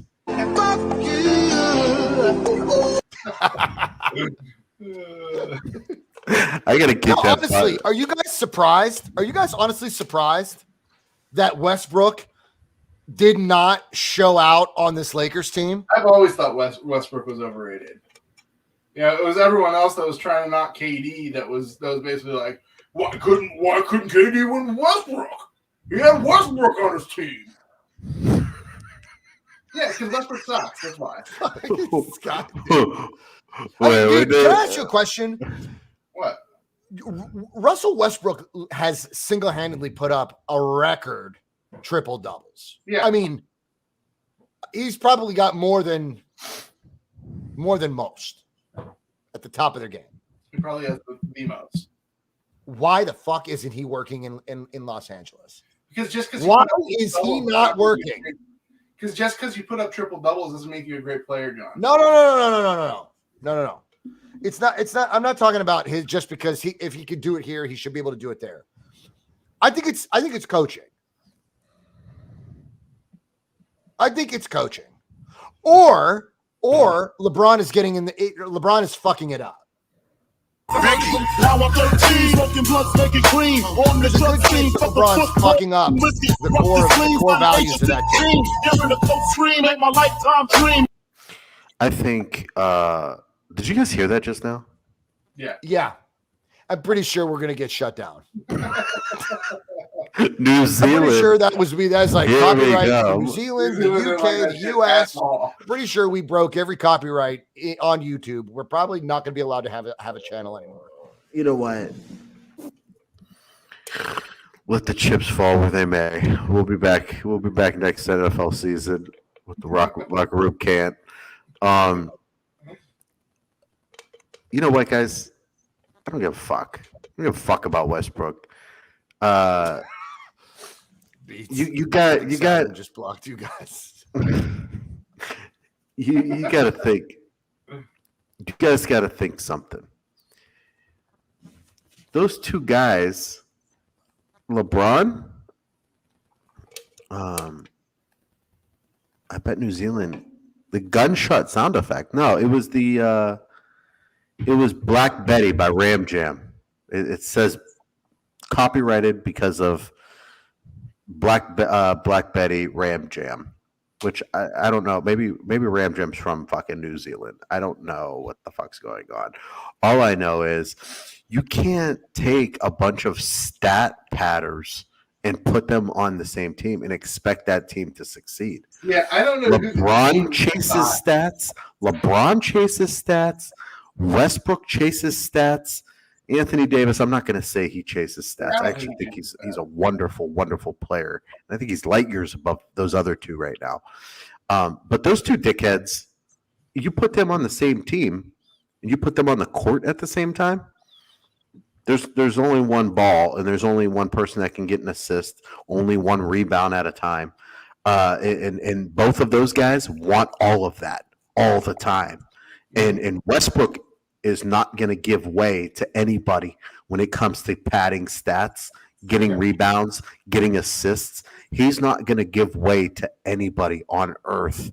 And LeBron, I think he's at that stage of his career and mentally like okay with it. Like, okay, Westbrook, get your stats, but it's fucking with his game. I think it's messing with his game and how he plays to have Westbrook playing how he's playing. Those two, they just don't mash. They don't mesh. They're totally incompatible. Well, first of all, they have a similar type game. LeBron basically revolutionized this way of playing, where he's the one who has the ball. He'll drive, and if he thinks he can get a shot off, he'll get a shot off. If not, he'll pass it off for a three-pointer. Well, that's exactly what Westbrook does. That's exactly what Westbrook does. I'm cheering for Golden State this year. Have you guys seen the Sean Payton movie coming out? Yeah, it's the that Kurt Warner movie. I can't believe that I seen what the hell I saw. I think it's the Kurt Warner movie, and they have Sean Payton being played by Kevin James. I can see that. How the fuck could you see that? Kevin James is like 280, and Sean Payton's like 180. I can see like Kevin Sean James. Payton's getting up there. I mean, I can listen, see- the I can guy's see not Kevin James 30. coming down. Hmm. They'll probably put him on like I a think weight I regimen. think those are different movies. I think Are they? Pete's, yeah. I got to look at this because I had no idea. I knew the Kurt Warner film, but I did not know that Kevin James was playing Sean Payton. I had no idea. Izzy, I have the basketball game up right now, so that's what I'm looking up at. She's like, Nick, I need your attention on camera. Cincy is better than the Browns. No, they Look aren't. at me when I say this to you. This They're is not. this is what she's telling you. If they were better than the Browns, they would have beat us one of the two times. Dude, Yeah, I guess it is just a Sean Payton. Mike Eng is dying for a Nick penalty box. He's been waiting all night. All night. No, like he didn't even lose weight for the part. He's still fat Kevin James. So fat, Kevin James. It looks I don't nothing understand like why Sean does Kevin Payton. James have to play Sean Payton? I could have. Can you imagine Sean Payton? Like, you know how like when you and your friends are just like like sitting around shooting the shit. Like, who would play you in a movie? The last fucking person on earth you want to hear is Kevin James. I love Kevin James. I think You he's hilarious. would fucking love Kevin James. I Your do. home- I love him. Your home improvement watching ass. I love Home Improvement. John's There's a no big, shame in that. John's a big fan of milquetoast comedy. Huge. A good big fan of milquetoast comedy. I love Home Improvement, The Golden Girls, Friends. Don't put the Golden Girls in that category. Golden Girls. Yeah. Oh, they're not. The gold. What? Home Improvement wasn't a great show. Home Improvement was milquetoast comedy. Home Improvement was a great show. It was, but it was like Like when great. we were kids. It was great then. Like JTT was the shit, you know. Like, but that was like early '90s. That was when we were Loved in it. middle school. Loved it. I loved it. King of Queens. King of Queens is great. I still watch King of Queens. You know, you're one of those guys. Like when you hear it's like filmed in front of a live studio audience. Like who the fuck's I'm that laughing at all? Who the fuck's laughing at all this? That's me. John. That's me. John's fucking laughing at this. In his defense, John watches a lot of TV. Really? John watches a lot of TV. Yeah, I come Every time I home, go I over there, kick we're back. watching some type of new show. I'd be like, what the fuck is this? He'd be like, it's an English show. It's got great reviews. Be like, this show sucks. He'd be You like, suck. yeah, that's why millions of people give it great reviews, and yet you think it sucks. No, I say you suck. You go, John, the show sucks. I said you suck. So Kevin James is playing Sean Payton, and Drew Brees is being played by Chris Rock. Who's being done? You guys didn't even get that joke? What the fuck? I got it. It took me a while. Jeez, tough Took me a while crowd. to get in. Tough crowd. Tough crowd. Hey, it's not home improvement. Hey Wilson, Nick's All kind right. of like my No, Wilson, except Nick's never hiding across the fence. I usually call Nick's like Wilson. I always talk to Nick about things, you know, usually like today. I'm like, you know what? I blew a tire today and I'm pissed. And you know what his response is? He doesn't tell me, hey, take it to Wholesale Tire. Hey, take it to Flynn's. Hey, he doesn't offer up any suggestions to get a new tire. He says, on a scale from 1 to 10, how pissed are you? That's all he cares about. I'm fucking furious. Well, no. All he cares about is your scale. First of all, Yeah. he tells me, yeah, I pumped the tire. I was like, are you losing air? He's like, kinda. I was like, No, Nick, I blew a tire, but I'm not losing air. I'm the first guy on the planet to blow a tire, and it lost no air. Got a hole this big, I have no idea. I was like, yeah, maybe you just need to get it plugged. He's like, nah, it's not going to work. I was like, all right, then you fucking blew a tire. What do you want from me? I want to hear what Dark Sage. I want to hear what Dark Sage says about the unpopular opinion on the baseball. Dark Hall Sage, of Fame. welcome to the channel. Thank you for tuning in. That's a new one, guys. I haven't seen that guy before. How you know it's a guy? I don't. Yeah, Dark Sage, But I know he's Dark Sage. Dark Sage, we have so many questions right now. But what we do need to know is what Michael Thomas is being played by Antonio Brown. Fish Whisperer, he's a little comedian tonight, huh? A little ball buster. Oh, he's great. He's great. He's great. Izzy, John would fall asleep during Game of Thrones and then make me watch the episode I just watched the next week, and then fall asleep during that episode. I would. Izzy. A vicious cycle. Izzy, the intro music put me to sleep within 5 minutes.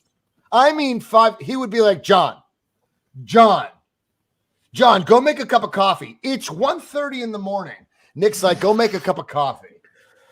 I want to hear what Dark Sage has to say about the Baseball Hall of Fame thing. I'm going on an unpopular opinion on the Baseball Hall of Fame, though. So what's his opinion? Tell us. What's the opinion? Oh, damn. Look at that. Oh, my. Major League Baseball are the ultimate hypocrites. They knew for years of playing juicing and did about it. But in my opinion, what players like Bonds and Clemens did is worse than anything Pete Rose ever did. I think Rose should be in the Hall of Fame. None of this steroid players should ever get in and should be banned from the game entirely. The only person who did worse was Joe Jackson. He threw games and knowingly cost the White Sox the 1919 World Series. I'm going to correct you on that.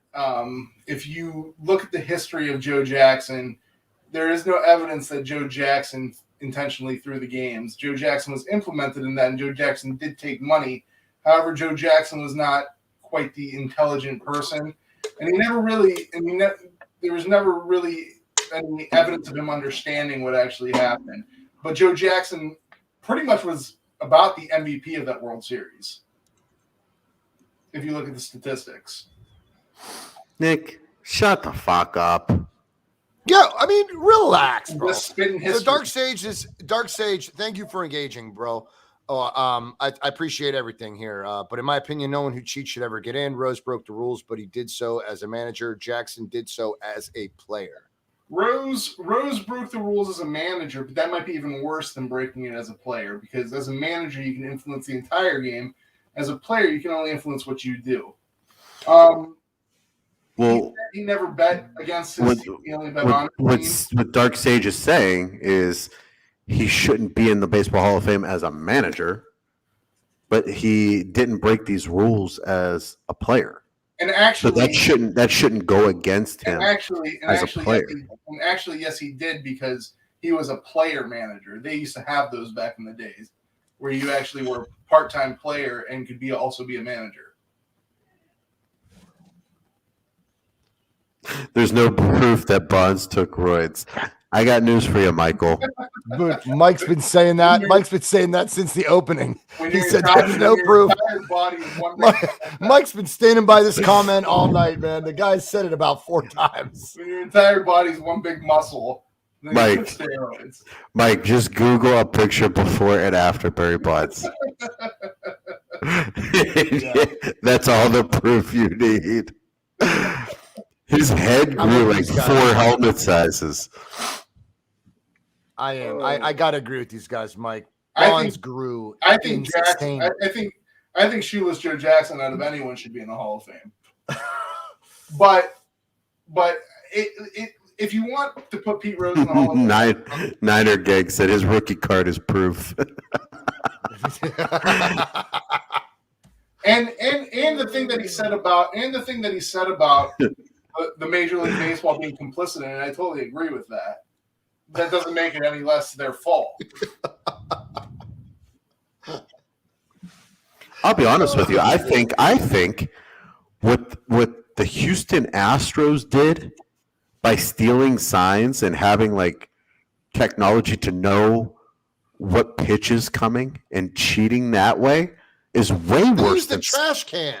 that's way worse than steroids. I actually honestly don't even have a problem with that. That's because you're fucked up. I think you should be trying to steal signs. I think that you're. You know what? You'd have a Give him a fucking penalty box. I would think that you would be a disservice if you wouldn't be saying that if you were the opponent. That'd be like you looking across the field in the NFL. Goodbye, motherfucker. So Jerry says the only players that don't get caught cheated should be inducted. Look, there's a lot of guys that have cheated in sports. There's no doubt about it. And they're in the Hall of Fame of one form or another. So you know what? Look, Barry Bonds used steroids. I mean, there's no doubt about it. Mike, I listen, brother, I love you. And I know that you said so he worked out a ton. I've been working out my whole life. I have not grown that much. I'm telling you right now. You know, there's only listen. I mean, your body can only grow so much. You know, when you introduce a substance like steroids, and it changes your bone growth, it changes everything. And so, I mean, you know, his head grew. It's enormous. His head, the guy's jaw. He was massive. It's. You know, I'm not Bonds. You're right. I'm not Bonds, Mike. I'm not Bonds. So the thing is, most of the people that were involved in the steroid, the known people, anyways, or even the suspected people, they're not in the Hall of Fame. Rafael Palmeiro is not in the Hall of Fame. Juan Gonzalez is in the Hall of Fame. Sammy Sosa, Mark McGwire, none of those guys are in the Hall of Fame. In terms of the character issue, I actually don't think character necessarily should be a determinant whether or not you're in the Hall of Fame or not. You use the example of Stan Musial, which Stan Musial was a great role model for people. Ty Cobb, a lot of people say he was unfairly judged, but you don't keep Ty Cobb out because Ty Cobb kept the integrity of the game, and he was probably the greatest player ever to live. I mean, how do you explain a lot of things that people do today to young kids, man? I mean, social media is taking over, bro.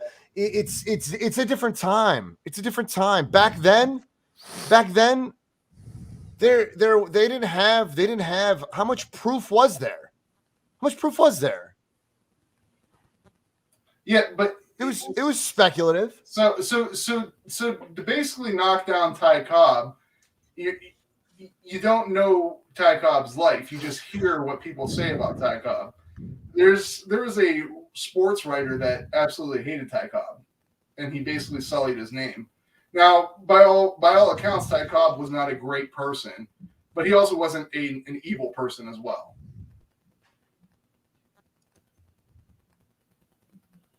I mean, there's a ton of this conversation go on for days. We should probably take this. We should probably take to this conversation after football because God knows we're going to need content. We should probably do just a show on inductees and kind of weed through and see who was worthy and who shouldn't have been. We can. Yeah, you know what? If we're gonna need material after football. If football, basketball, and baseball Hall of Fame was going off of character, you'd have about 6 people total in the whole fucking out of all 3 of them. So I don't know where the character thing comes in, but there's a lot of shitheads in a lot of Hall of Fames. Mariah's right. with us. Chris Carter's a Hall of Famer, doing cocaine before and at halftime. Lawrence Taylor. Lawrence Taylor? The list goes on. Is literally a crackhead. Hey, Mariah, what's up, fam? Mike Tyson, I'm sure he'll be in the Boxing Hall of Fame, right? Or already is, probably. He bit a guy's fucking ear off. He went to prison for rape. Mariah says she mean- never got, Mariah, any chance you took a trip to New Zealand? We've been banned there. So unless you're, Mariah. unless you're in New Zealand today, we were banned in New Zealand. Mariah coming live from New Zealand here at the Locker Room Rant. O.J. Simpson, they never took him out of the Hall of Fame. No, he's still in. Yeah. He That's killed people. He fucking killed people. If the glove You're does gonna not fit, if the glove does not fit, you must quit. Barry Bonds was taking a shot in his arm, and he's not in the Hall of Fame for doing it. O.J. Simpson fucking killed 2 people. But the thing is, it's not your personal life. It's if you do anything to impact the game. If you do anything to cast negativity on the game, that's what will keep you out of the Hall of Fame. You'd be a crap person in your personal life, doesn't matter. Yeah, I'm with you on that too, Izzy. Ray Lewis, I'm with you on that. That shit, that blew my mind. That's like I said, we need to dedicate an episode just to this because guys, we can knock out. I mean, we need to hit 4,000 hours if we ever want to get monetized. And the longer we keep playing music, all of these episodes that are copyrighted are deducted from those 4,000 hours. What do you mean? What's 4,000 hours?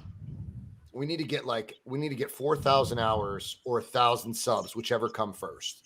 We ain't getting 1,000 subs. We already came to that conclusion. We are. Yes, we fucking are. No, we're not. No Yes, one we fucking are. likes us. No one fucking likes us.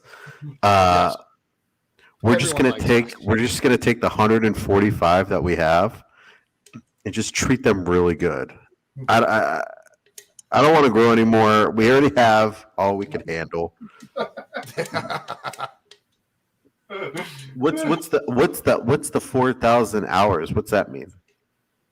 So if you get up to 4,000 watched hours or 1,000 subs, I'm pretty sure it's either one or maybe you have to have both. I don't know, but I believe at this point,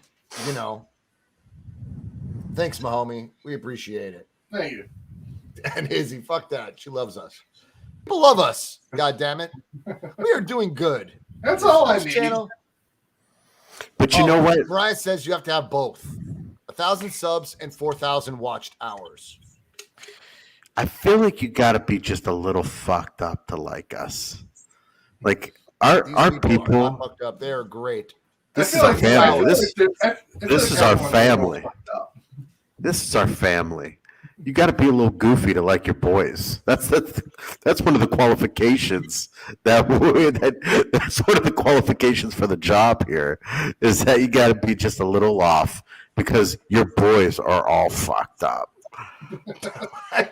Mike's the first one. Mike's Especially the first this one to come forward.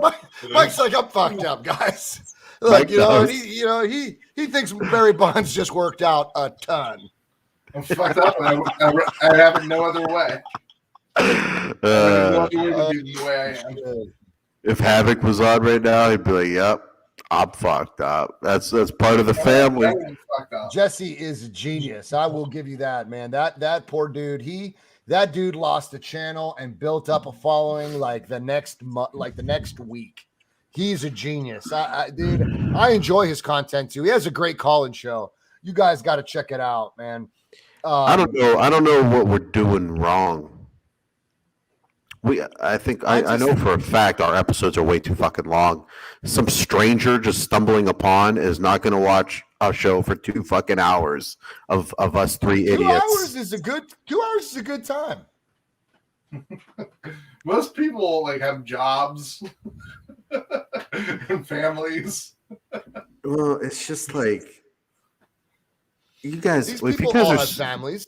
if you guys are Folks all scrolling, have families, bro. if you guys are All scrolling the through successful videos, if you guys are scrolling through videos and you want to see, I don't even know what this one's titled. Aaron Rodgers, Sean Payton leaves the Saints. If you're scrolling through and you want to see stuff on Sean Payton leaving the Saints, a Are you going to click on the video that's 2 hours and 5 minutes long with Nick's stupid face in the thumbnail? No, no one's going to click that. Dude, this comment is great. People listen to Rogan talk about Mayans having cell phones made out of crystals for 3 hours a pop. He's right, dude. There are some fucked up people that listen to Rogan's podcast. Yes, Rogan was on News Radio and Fear Factor. So he had a little I listen. Dude, what did Fear Factor have to do with any of his success? What the fuck did Fear Factor have to do with anything? He was also on UFC too. I watch Rogan. He had a little bit of a following prior to starting his podcast. You know what? We're going to still grind it out. We're going to grind it out, and we're gonna. Listen. You know what? We have fun. This is fun. I always said this is a hobby to me. It's a hobby to me. If it goes anywhere else, great. If it's not, we'll continue to do it as a hobby. That's right, Izzy. That's right, Izzy. You're part of the family. It's a fucked up family. You're part of it. Izzy, at some point, I'm pretty sure we were on the same goddamn page. So don't even beat yourself up. I'm pretty sure we were on the same page at one point. We did our part. We supported our quarterback, which is what we should have done. We did our part, and we still do. We give credit where credit's due. No. We give credit when credit's due. We give credit when credit's due. Even you did the same thing for Baker. You gave Baker credit when it was due. Yeah. When he's playing good, I give him credit. When he shits the bed and doesn't win, then I don't give him credit. No shit. Who the fuck would? Jimmy has you guys a step away from the fucking Super Bowl. And he's done it. And he doesn't fuck up. Before. And he's done it once before. I'm going to drown in my fucking smoke. This shit's crazy. This is good stuff right here. Old Smoky Moonshine Blackberry Lemonade. It's fucking great. But Nick, if I drown in it because you're an asshole, if Jimmy's not playing good, I'm not gonna give him credit. I told you there's not a motherfucker on this team that's above criticism. Everyone will be held accountable if they suck. Yeah, period. But Jimmy gets held. I've got no favorites. Jimmy gets held more accountable. Yes, he's the fucking quarterback. If I would hold him accountable, the media will. To the point where when Jimmy wins, he doesn't get the credit. You're messing with Izzy, dog. She's getting emotionally fucking worked up. You're messing with her, bro. Like for example, Joe Burrow got the credit for winning last week, but Joe Burrow did not have a good game. I don't even think did Joe Burrow have a touchdown? Listen. But he's got the credit for winning. You guys don't give Jimmy G the credit for winning. You guys said give him credit when he does good. Teams won that game. Oh, our defense won that game. Jimmy had a couple good plays. I'll give him that. He had a couple drops. I'll give him that. But our special teams won the game. Our defense won the game. No, did we have an offensive touchdown? Jimmy Did we have an offensive? No, the fuck you didn't. Did Joe Burrow? Nick, I got done telling you that there's more ways to win a football game than the quarterback throwing the football. Okay, but Joe Burrow gets credit for winning the game. Jimmy G doesn't. I don't give a fuck about Joe Burrow.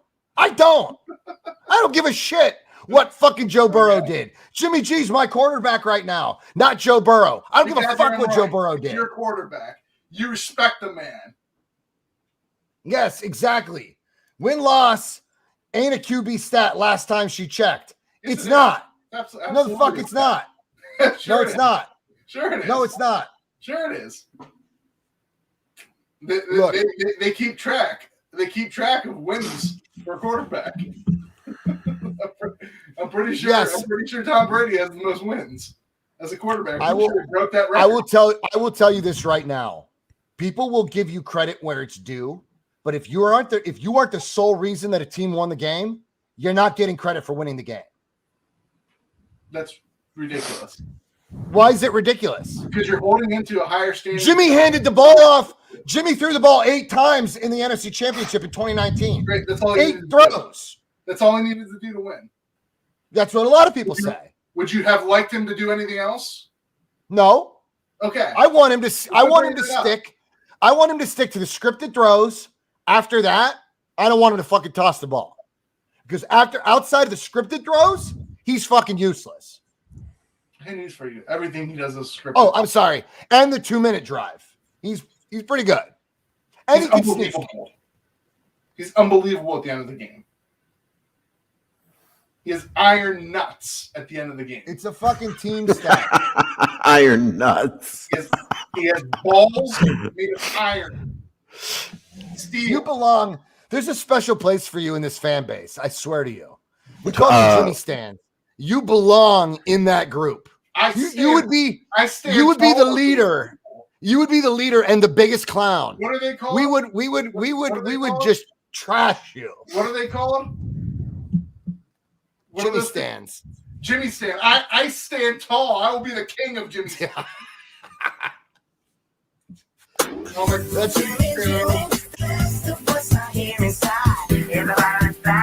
Dude, hey, you know what, Tony?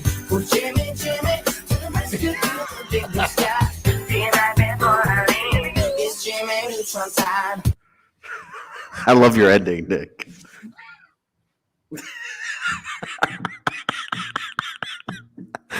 That's too good. That's too good to be true. Oh, I Jesus. can't take him anymore. You know, the thing is that he's loving this. Guys, Nick is a diehard Browns fan. He is the Browns fan. He wants Jimmy to come to Cleveland. Mike, he didn't even get a goodbye, motherfucker. He didn't. He's not even worthy of that. He just got removed. Jimmy is Nick's favorite quarterback under wraps. He loves him. And you know what? He's entitled to his opinion. It's fine. Whatever. I still wish Nick was a 49er fan who was part of the Jimmy stands. John kicked me out. I think the universe kicked you out. Kenneth, yes, Nick is a Browns fan. Are there, Tony? There are rules to be followed. I got the rules right here. I got the rules. Hold on. I got the rules right here. Hold on. Wait. There are punishments for not following. That's the not rules. it. That's not it. Now. There it is, right there. There's the rules right there. He goes to timeout right now. He's gonna have him next season, Mariah. I'm convinced the Browns will take. Goodbye, motherfucker! You don't get to be a tyrant on this show. You know what? You are right. The rules are rules. Oh, Jesus. John just took you out again. This is shit. Guys, there's rules to this. First of all, if there's a penalty box, the song has to be played. The song has to be played in order to put somebody in the penalty box. Secondly, or you could request for someone to be put, but we have to play the song and then take them away properly. There's rules to this shit. We can't just have everyone going haywire all the time. Should have never gave him that power. Fuck you. I told He's you. got the When power. you pay for StreamYard, you can have the power all you want, but you don't pay for StreamYard, so you can suck my ass. There's been a lot of Taco Bell McDonald's StreamYard. Suck You my did ass. bring me. You did bring me a frozen Coke. Thank you very much. That's $2 towards StreamYard. Suck my ass, he said.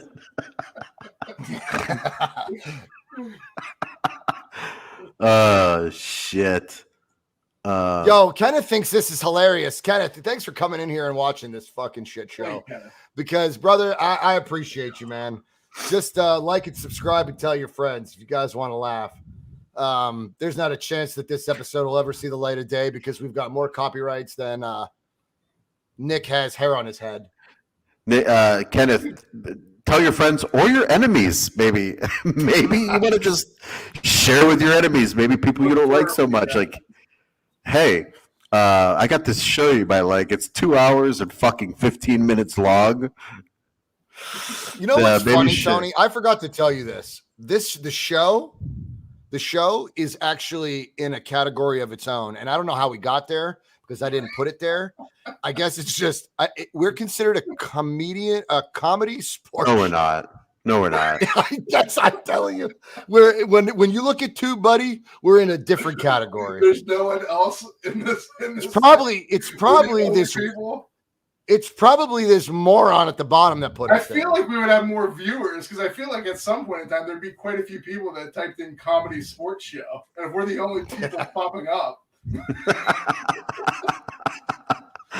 Hey, Jerry's got a question. 1,000 viewers. Jerry says, "Hey, are we doing a would you rather? We need a good would you rather."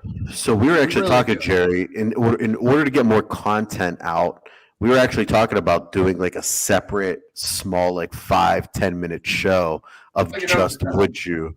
would you rather's, and just having our its own show as the would you rather's. But yeah, that's the plan. Obviously, we haven't gone through with that yet, nor will we probably ever. We just talk a lot of shit and just don't do things around here. But we still have fun. It's fun.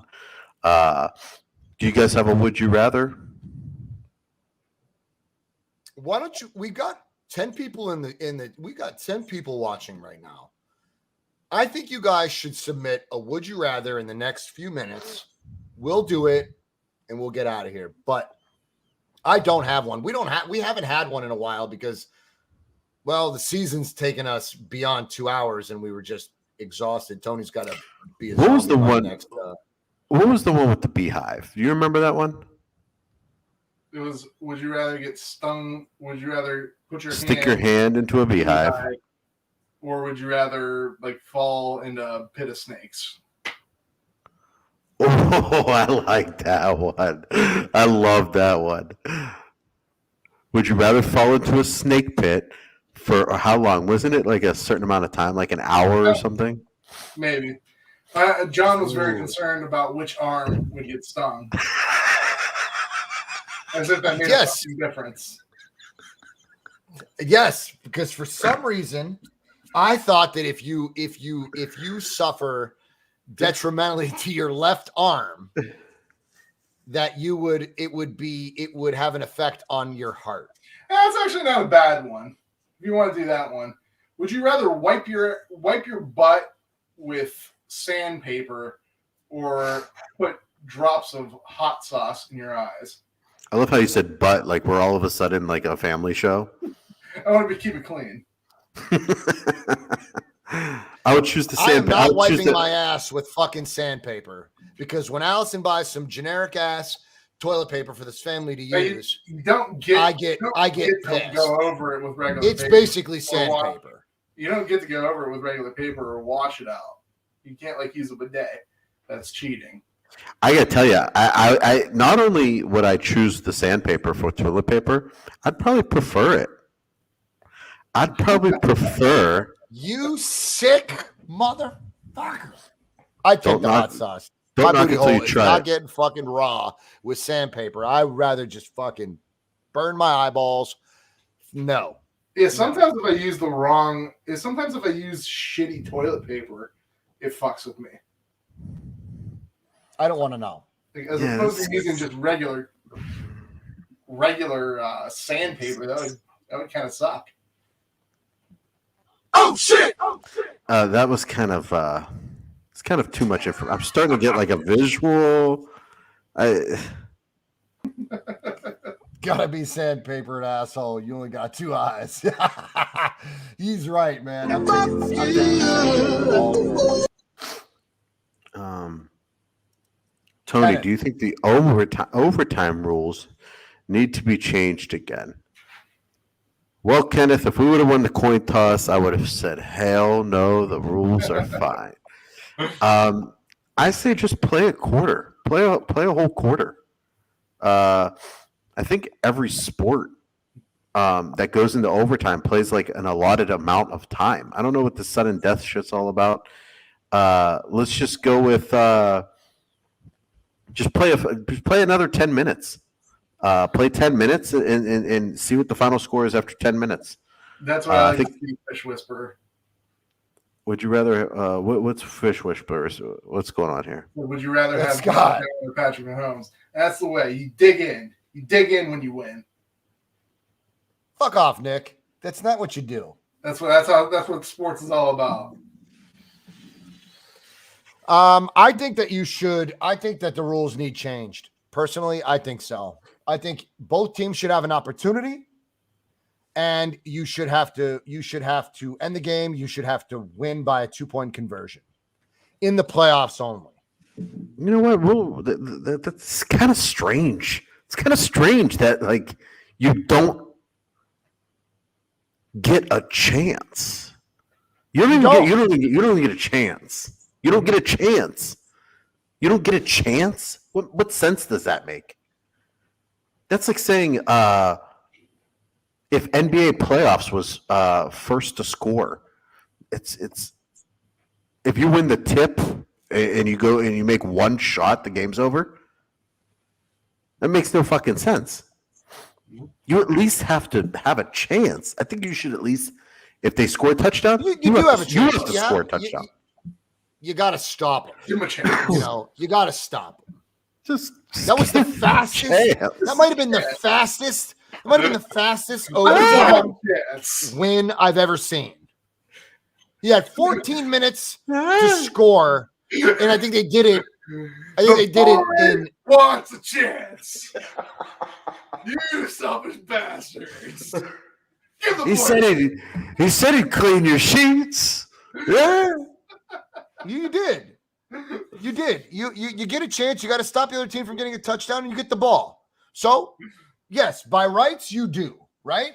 But in a sense, if you're going to be in the divisional NFC Championship, Super Bowl, I think you should have to win. I think you should get a possession and win by 2. It's just my opinion. Listen, okay. You come down, you kick a field goal. The other team gets a chance to come kick a field goal, right? Yeah, but the defense held you to a field goal. I don't give a fuck. Did they put points on the board and you get a chance now to come back? Yes. Why the fuck can't you do that for why can't you do it for a touchdown too?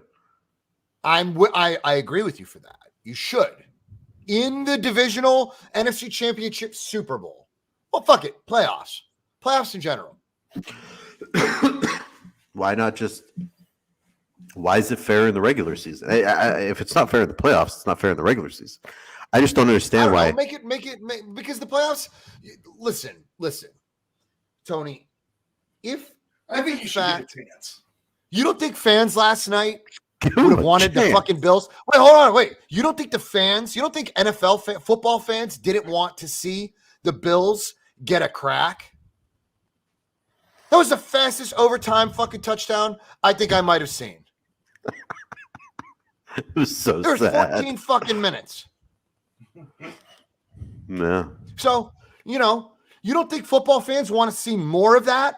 We had 4 quarters and overtime of 10 seconds to see the Bills Chiefs. Fuck it. I would have wanted to see it. Give that team another opportunity to score a touchdown. If the Bills could go down there and score a touchdown, you beat the Chiefs by scoring 2. But where does it stop? I don't want to turn it into college. I think that's bullshit how they just keep going from the 25-yard line. I think that's fucking silly. In a way, it's almost fairer though. It's just play another quarter. Have an allotted time. Yeah, And if you need to go to another 10 minutes, you don't have to have full 15-minute quarters. Or you Just could go to or you could at least just give the team a chance, no matter what happens. You score a touchdown, the other team's got to score a touchdown. If you kick a field goal, the other team's got to kick a field goal. No, you go for 2. Kansas City could have gone for 2. The Bills could have stopped them. No conversion, right? I don't see why you just Buffalo marches down the field, scores a touchdown, goes for 2. You don't get to kick a field goal. It's not an option. Take the fucking field goal out. I think in it's overtime. just easier. It's just easier. It's a 2-point conversion or not. It's just easier. That's it. It's just easier. The team gets a chance. throw 10 minutes. Throw 10 minutes on the clock, and play 10 minutes of football. I don't know why it's so I don't even know why you have to. If they score a touchdown, they win. But if they score a field goal, you get a chance. Like that's play 10 minutes. If it's still tied, because you held the play team more. to a field goal. You did your part. That's not They doing your didn't score a part. They still touchdown. scored. They still scored. Yes, but a field goal is 3 points. Yeah. We got Vegas odds here to cover, bro. There's still Vegas in this. Don't act like Vegas isn't a part of it. Right? A 3-point spread, that's just home field advantage. Fuck that. You got to win by a touchdown. I'm starting to see our watchers fall off. There are 4, 5, 6, 7, 2, 3. There's all kind of spreads. I mean, Scott says the rule is fine. Set it when this rule screwed us too. You have a chance to stop, then kick a damn field goal. Yeah, you can. But I mean, fuck it. You guys drove down the field. You go down the field. And you go down the field. You score. Yeah, I got work in the morning. And Izzy said, JV, you watching 4th and Goal? They're going live soon. So excited. I think I will. I enjoy their channel. I do. I really do. I subscribe to the Fish Whisperer also. What was the channel? Just subscribe to Chiefs Kingdom Live. No, he said there's the Shant Club. Well, the Shant Club is an NFL channel that's based out of the UK. That's where Scott's on that show. I'm on that show. You'll see Nick Ludlam on that show, and a bunch of others. Hell, Jessica Cipolla was on that channel. Valerio was on there as a guest. It's a good time. It's a real good time. Hell, I could get you guys on there if you wanted to. There's a Browns fan on there, Nick. That you guys could hang from Baker's nuts together and swing. There's a whole bunch of good fun. All right. So that's it. Until next time. Cheers. Hold on. Who's got final thoughts? Tony, final thoughts. None. Zip. Nick, final thoughts. Zip. You have no final thoughts. You've been running your fucking mouth for 2 hours, 20 minutes. I think Tony and I got 7 of them. Usually we have 2 hours. I think we probably had a couple final thoughts sprinkled in those last half hour. So I think we're good. Gang, thanks for coming out. Kenneth, thanks for coming out. Everybody in the chat, thank you guys for hanging with your fellas, man. It's been 2 hours, 27 minutes, and you guys have stuck with us the entire time. We're more grateful than you know. Thank you so much. From here, man, my final thoughts are go Niners, beat the Rams at our home. And I want a Chiefs 49ers rematch in the Super Bowl. That's what I want. Me too, buddy. We'll be And popping bottles. I also want Nick to get a signed Jimmy G jersey, and I want him to wear it. I want you to wear it to a Browns game. Maybe if he becomes a Brown, I'll wear it. All right, fam. I'm sure you will. Hit subscribe down below, and we'll catch you next week. Hopefully, popping bottles with our San Nick, Francisco put the fucking 49ers. bottle down. There's nothing in it. Put the bottle down. You hillbilly. Put the bottle down. That is you are such a hillbilly. Go recycle it. Get the hell out of here. I can't end the show like this. That's too hillbilly.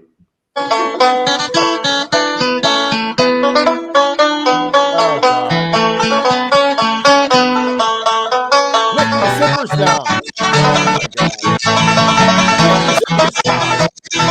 Nick, your zipper. Your zipper's down. The zipper's fine. It was down before it started. I pulled it back up. All right. Until next time, hit subscribe down below and check us out. Hit the bell so you know when your boys are going live. We'll probably see you next Tuesday, guys. We on for next Tuesday? Next Tuesday. Next Wednesday. Oh, throwing a little curveball at you boys here on live studio. We can't even end the show, dude. We can't even end the show. We can't even end the show, Nick. Nick, you suck so bad, dude. You know what? Thanks. Hey, Nick, thanks for coming. Appreciate it. Tony, it's been real. It's been fun, but it hasn't been real fun. Later. All right, peace.